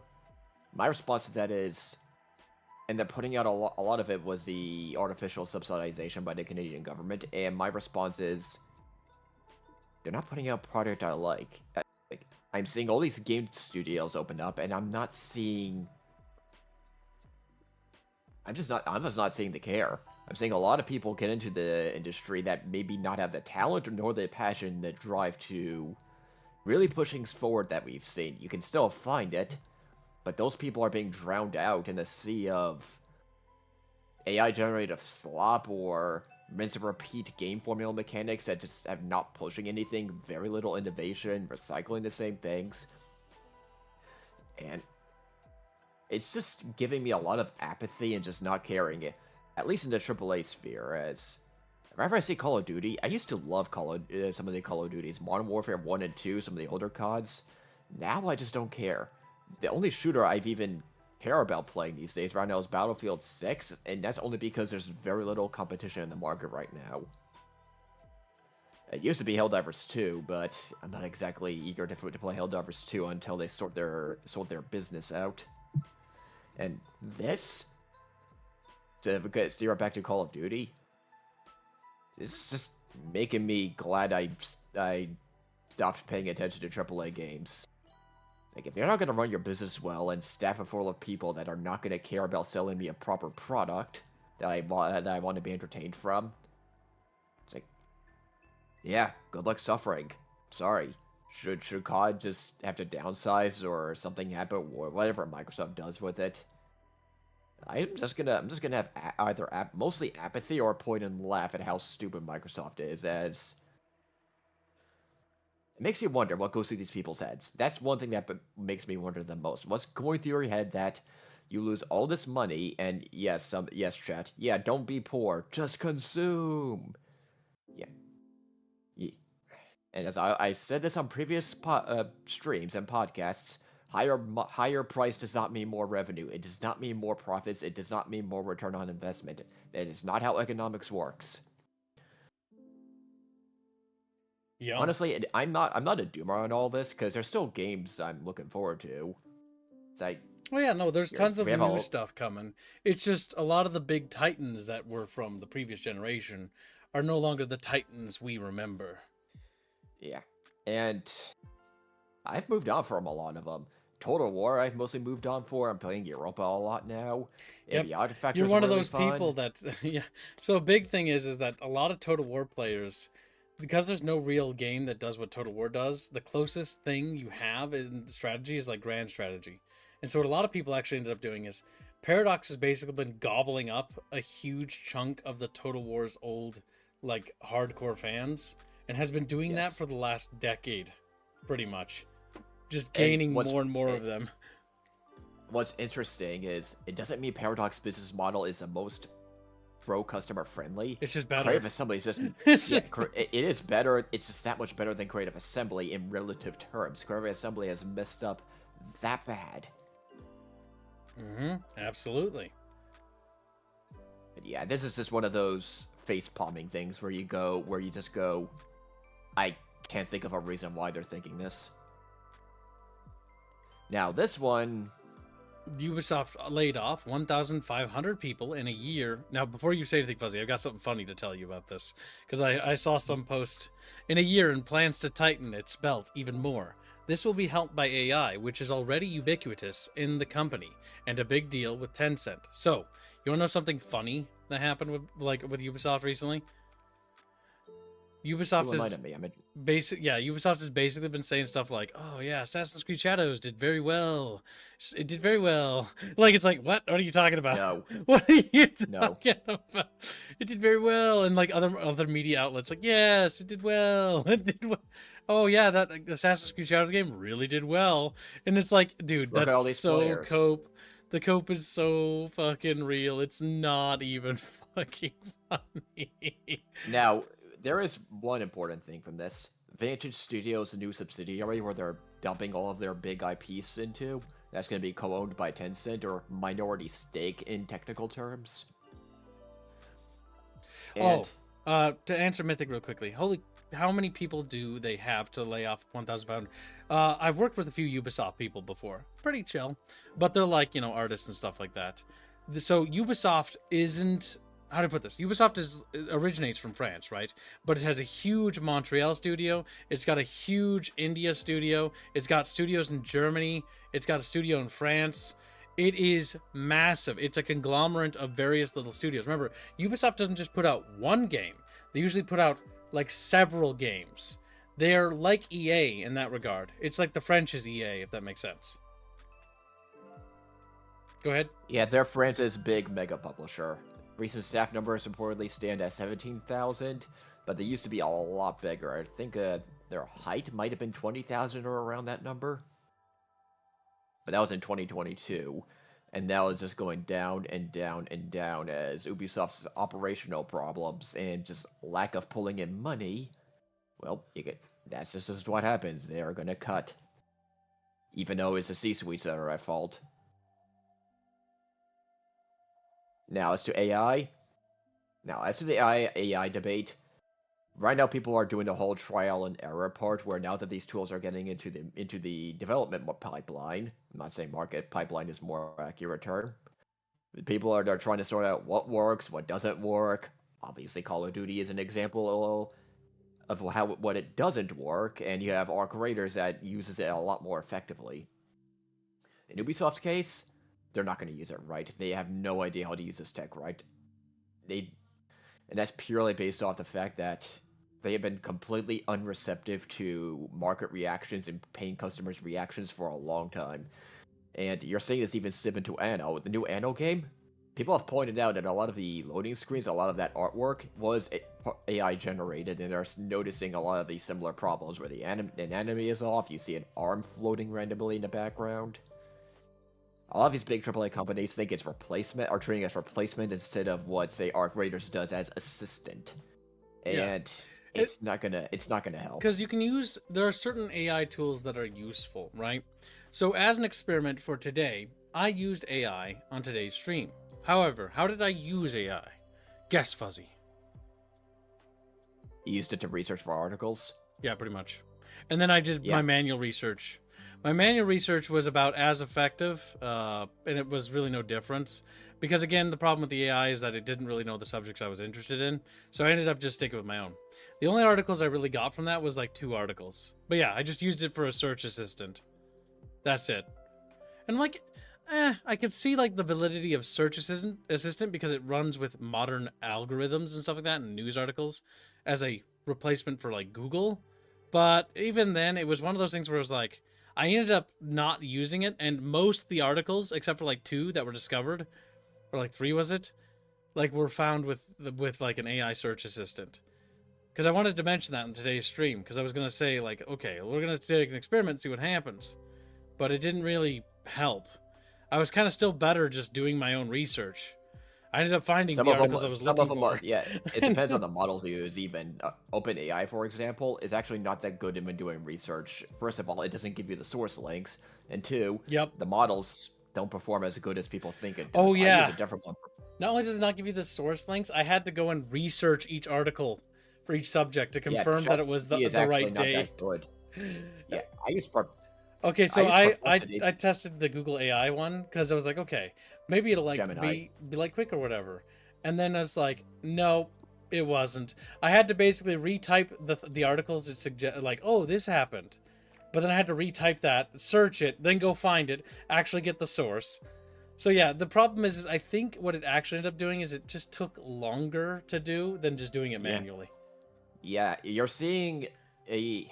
How do I phrase this in the AI field? It wasn't very useful. There's a difference between the Silicon Valley AI, the ones that these big companies like Ubisoft uses, the ChatGPT, Google's Gemini, and the smaller to mid-sized AI companies that are actually trying to deliver results, as people are running into 2 problems. One is prompts. That's the instructions you write for these large language models and generative AI models, mostly LLMs as the umbrella term. And 2 is hallucination rates. What is hallucination? Literally, I made it up. Yes. And unless you know how to use these tools right, which someone like me will know how to, because you have to understand nuance and how the math works, you're gonna struggle. And a lot of these big companies have. Granted, I'm not going to be terrible to them. Anybody that has talked to a data scientist or AI engineer will tell you this, and that knows how to communicate will tell you this. X, Y, and Z. You need to know people to be taught how to use these. They're just throwing these out there, and they're not even using the models that actually work. As I've said before, most of the innovation is in the smaller to mid-sized companies. These big companies absorbing these investment money from Google, from Amazon, and etc. No, they're just black holes of money. They're not actually doing that much. Yeah, and so one other thing I want to mention about AI is I've got a partner that I work on stuff that's not related to my game or my stuff at all. And this partner, you all probably know who they are, was like, yeah, I'm going to use AI to write like stuff. And then we used it. And I can tell you, it was an unmitigated fucking disaster. We had to fix and just rewrite everything because it's like, it'll be faster if we do it this way. And I'm just thinking to myself, like, I'm just going to have to rewrite everything it does. Because the thing is, the cadence and candor of an individual person is unique per person. And so, yes, it can write something. Yes, you could even feed it like what I talk like and what I say. But it will never truly guess what I'm going to do. And so what ended up happening is we did this. We looked at it. We laughed at it. And then we rewrote it. What people are not... How do I phrase it? If you want these, I'll give you one statistics term that you can use to extrapolate to understand why this happens. It's called overfitting. If you understand linear regression, it's if you use too many variables, you have too many things for the formulas to take into consideration, what you do is actually hurts its predictive capabilities, as statistics and predictions are supposed to predict the general trend. They're not supposed to predict every little neat thing. You're supposed to keep error within a certain with a certain confidence interval. These LLMs have millions of parameters to take into consideration, hence why the term prompt engineering, that's the business term to use a correct term, prompt writing is a more precise term, generates is because now you need to reconstruct these models with long, very specific prompts to take this into consideration. And well, results speak. A lot of people are wasting more time trying to fix the AI's work than they are doing it the old-fashioned way because they are not using these tools properly, and they're not even using the good ones. And I will say it to the end of days. Mm-hmm. No, I 100% agree. Like, the big thing is when it comes down to it, the issue is that these LLMs are, unfortunately, only useful in certain particular categories. They're not like everyone's trying to treat him like it's like this sort of like, you know, Golden smartphone, goose. like it's gonna solve everything. The issue is no, it won't. It's like whenever you use like Photoshop and you take advantage of its advanced features for color blending and stuff like that, which is technically using some form of an algorithm to determine how colors would interact with each other, because we know that if blue mixes with, you know, red, it's going to change a certain color, right? Just like if you mix yellow with blue, it's going to make green, you know? So that's what should happen naturally when those two colors mix. So the program needs to understand that and then imitate how colors would work, right? The issue is that when you try to make everything automated, you try to make the narration automated, you try to make the voice acting automated, you try to make the writing automated, what you're going to get is a regurgitation of what somebody already had made, but not Yes. any sort of new cadence or candor, not any new inflections. Because each artist, every artist to this day, from the dawn of time, from its beginning to caveman paintings, to now, when you get some horny artists posting some weird shit on Twitter, right? Every single one of those artists are all unique. Not a single one of them is the same. Some of them might not be very good. Some of them might draw and imitate the others and try to.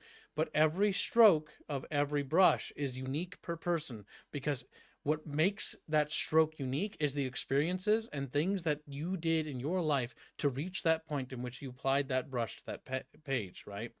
No one is the same. Everyone is unique and precious. No one can be copied and replaced. They never could be, because there's just too many factors. What makes you unique is so many variables. Now, AI being a tool is more than likely the more acceptable route.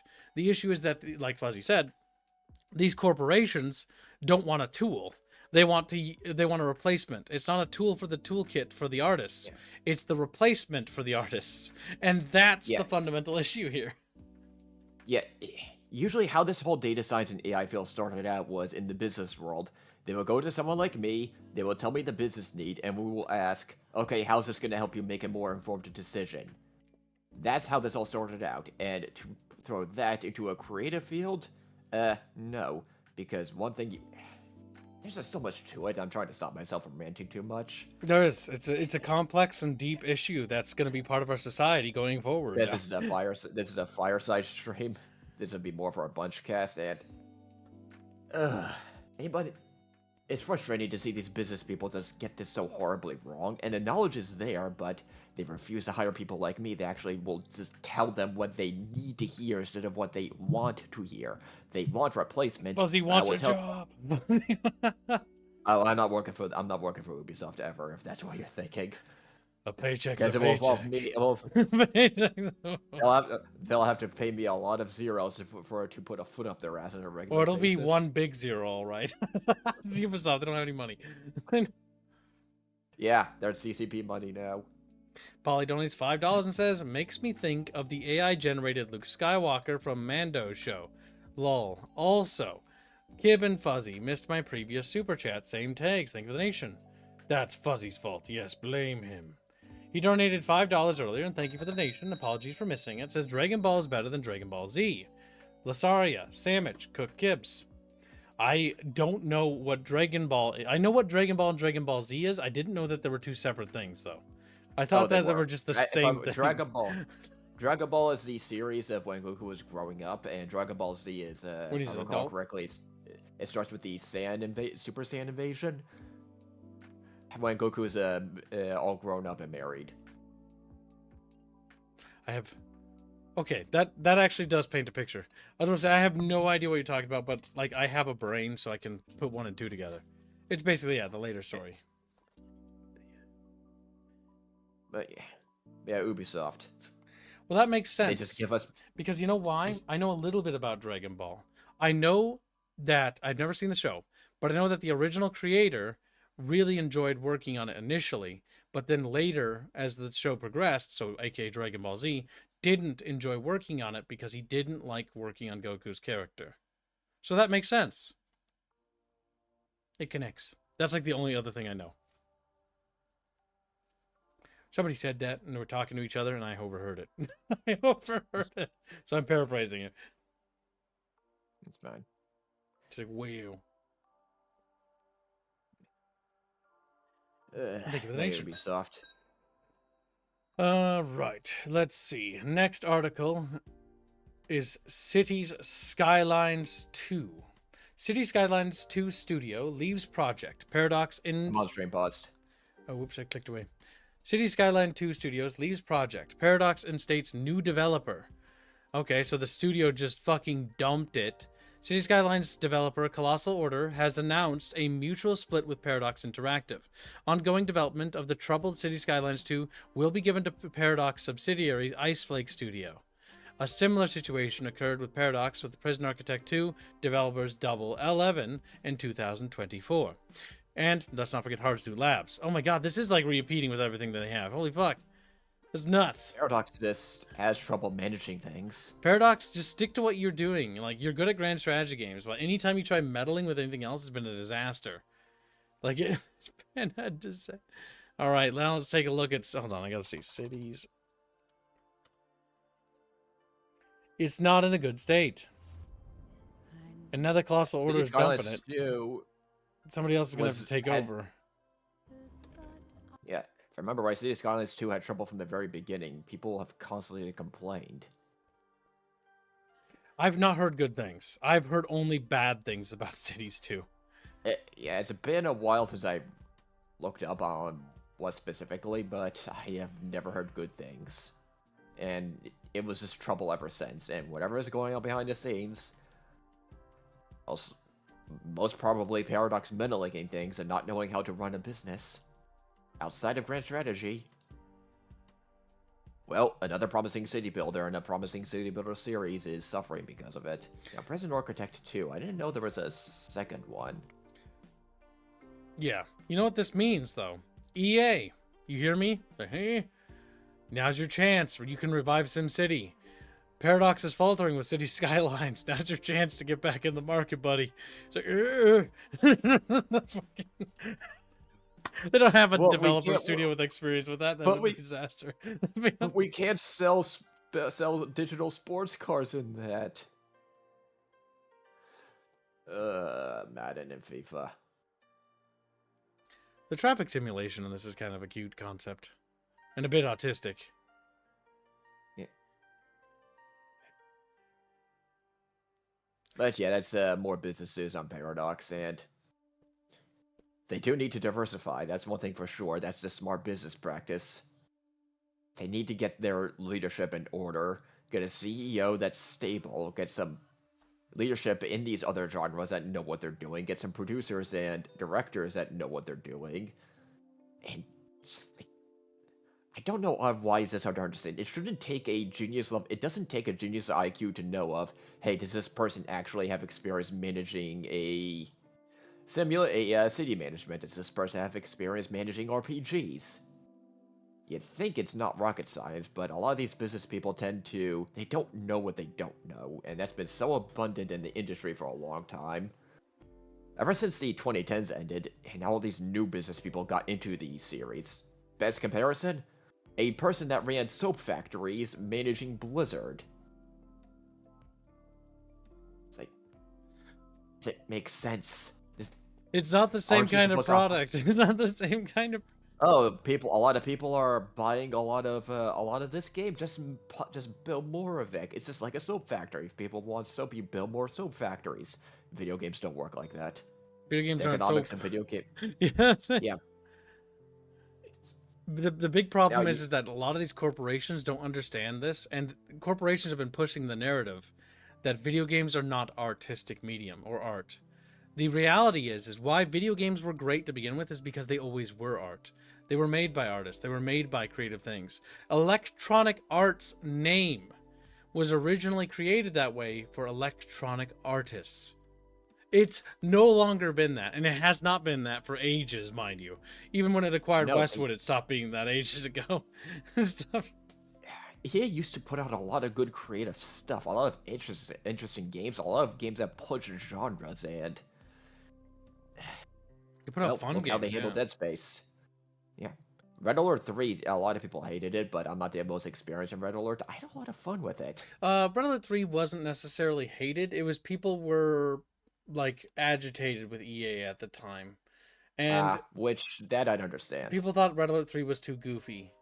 and because it was too goofy, they didn't like it.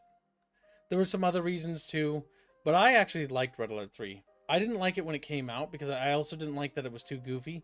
It felt like too goofy compared to Red Alert 2. And it is. It is a bit more comedical. Like, they really pushed the comedy side for the Red Alert.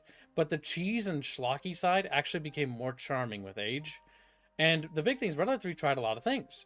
They incorporated naval warfare, which Red Alert always had, but tried to tie it in way more by making amphibious and combined arms way more of a factor in that one than it ever had in the franchise been before. So A lot of the campaigns were really fun. yeah, they did a good job. It's the last true Command and Conquer game with its expansion Uprising. Then EA Los Angeles got sent to go produce a game for the Eastern market called Tiberium Twilight, which got renamed into Command and Conquer 4. Which was not meant for the Western audience, mind you. It was specifically meant for like Russia and Asia as like tapping into that market. But they wanted to sell more copies. Yeah, and so because they wanted to sell more copies, they changed the name to make it 4, make it have a campaign. It wasn't really supposed to have a campaign. And basically that guaranteed the game wouldn't do well. Sabotaged it. You're seeing a lot of slow corrections over this. You're starting to see it more and more as, oh, look at the AA to indie sphere. I always reiterate that. A lot of people predicted endless doom with all these big companies, but no, the failures will catch up, and the paying customer will vote with their wallet, and now they're starting to say, hey, the market's big. There's a lot of people that actually care about our money and our time. And, well, a lot of new business people are starting to show up from that. They actually know how to run companies, and, yeah, makes me happy. Genuinely. Mm-hmm. Also, hopefully the studio that's separating from Paradox, hopefully they go on to brighter waters. As a reminder, Chatfish, don't forget to support your local Kib by dropping a like and leaving a comment as well. Because, you know, Kibs kind of has to eat. Kibs gets a lot. Sonic Unleashed is almost fun. Sonic Unleashed could use some funding. We have a lot of funds. Anno Rome. Wait, Babygate? It's an art piece. It's a Chatfish on top of a Babygate being a bigot and being a fan. We'll keep read the super. Fire Rise is I will read it. I just have to do my self-promotion first. Spider Pig donates $2 and says, but Keeb, what is color? Spig needs to know, Crub.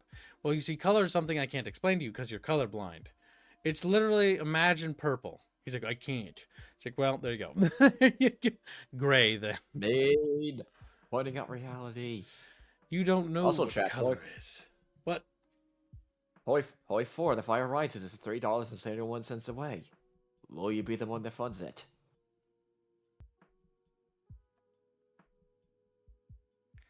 That's true. It's very close.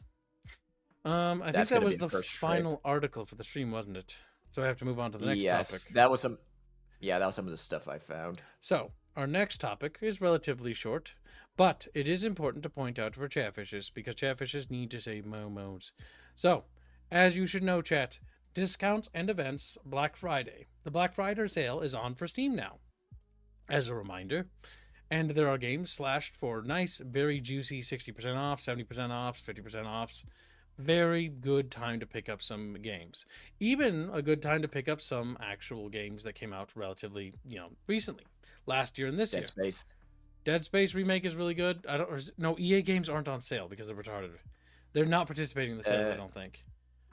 Spell promotion ends December 4th. Yeah, the remake's on sale. 85% off. Okay, never mind. Steam. Dead Space remake's on sale. Never mind. $9. All right, that's pretty goddamn good. Also, Doom Dark Ages, which is really fun. I don't know why. I don't mean to brag, but I'm going to have to. So when I played Doom Dark Ages, it was fun and challenging on the hardest difficulty. Very fun. And for whatever reason, a bunch of people didn't like Doom Dark Ages, which I think it's because they were just bad at it. Because a lot of streamers trying to push games and promote games, but when they're shit, they just, rag on the game. Most people were shit. And I was good at the game, so I get to brag. So, I think it's pretty good, and it's actually at a reasonable price, what I think it should be to begin with. $35. That's not bad. Doom Dark Ages is a decent shooter, and it's really enjoyable with really fun combat. Also, Space Marine 2. $20. That's actually a reasonable price and really worth the picking up. Silent Hill 2 was genuinely fun. My first time playing it. $35. Very good sale. Oblivion's Remastered, which is $33, really good sale. Hogwarts Legacy, surprisingly fun open world game, surprisingly fun. Yeah, if you haven't bought it yet, $9. I'd recommend. $9, and you can go around killing people. Oh god. The Elder Scrolls, or no, Ghost of Tsushima, it was okay. It's got a bit of a Ubisoft feel to it, but it's $35. Again, pretty good sale. The new RPG that dropped that I decided not to stream, because I'm not sure about it. I was very skeptical when I saw the voice acting. I didn't know how to feel about Ash and Steel. It's already on sale from $30 to $21.59. And yeah, there's just a bunch of other stuff on sale too. So you can pick up a lot of games for very, very, very cheap. Like Company of Heroes 3. No, I'm joking. That's not a good game. Is it raining outside? I think it is. Yes, it is. Huh. Strange. I didn't know it was raining outside. I heard heavy rain. All right, so. But yeah, so yeah, there's a nice big Steam sale. I don't know if GOG has the same going on, but let's take a quick check. I forgot to check for Chatfish. Cold Fear's on a discount. Ah, yes, they do have the Black Friday sales on GOG as well. Witcher and Cyberpunk. Hey, Cyberpunk. Is Cyberpunk Phantom Liberty just the expansion, or is that like the whole thing? Because if it's just $20, that's actually a good price for Cyberpunk. Kingdom Come Deliverance is only $50. Nice. If it just says the DLC. So yeah, a lot of sales Rayman for 2? old games. Rayman 2 is very fun.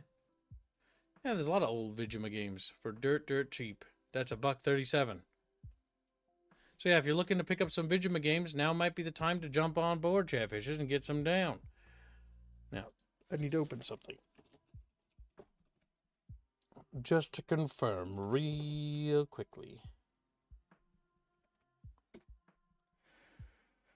The Chatfish aren't being evil Nazis. Like, what the fuck? Yep, what the Sonic fuck? Nitro says for £5. Thanks for the reminder, Fuzzy. Also, I used to play Surviving Mars a lot when I discovered it. Hashtag Sonic Unleashed. Very generous. Thank you for the support. Very much appreciated. Very generous indeed. But I think that about wraps up the fireside chat. It was a bit bigger than I intended because a lot more articles dropped. I know I was baited in the morning with that Halo thing, which wasn't true, but which thankfully it wasn't true. But yeah. So we'll see you guys in the next stream. In the next stream, we're going to be playing Red Alert 2 in memory of poor old Yuri. He's passed away, chat. And this time it wasn't from a dinosaur. So we'll see you over there, chat, in a few minutes. I got to set up and probably make like a sandwich or something because I am so fucking hungry. I am going to implode. So I'll see you in about a few minutes. Take care and have a great day, Chatfish.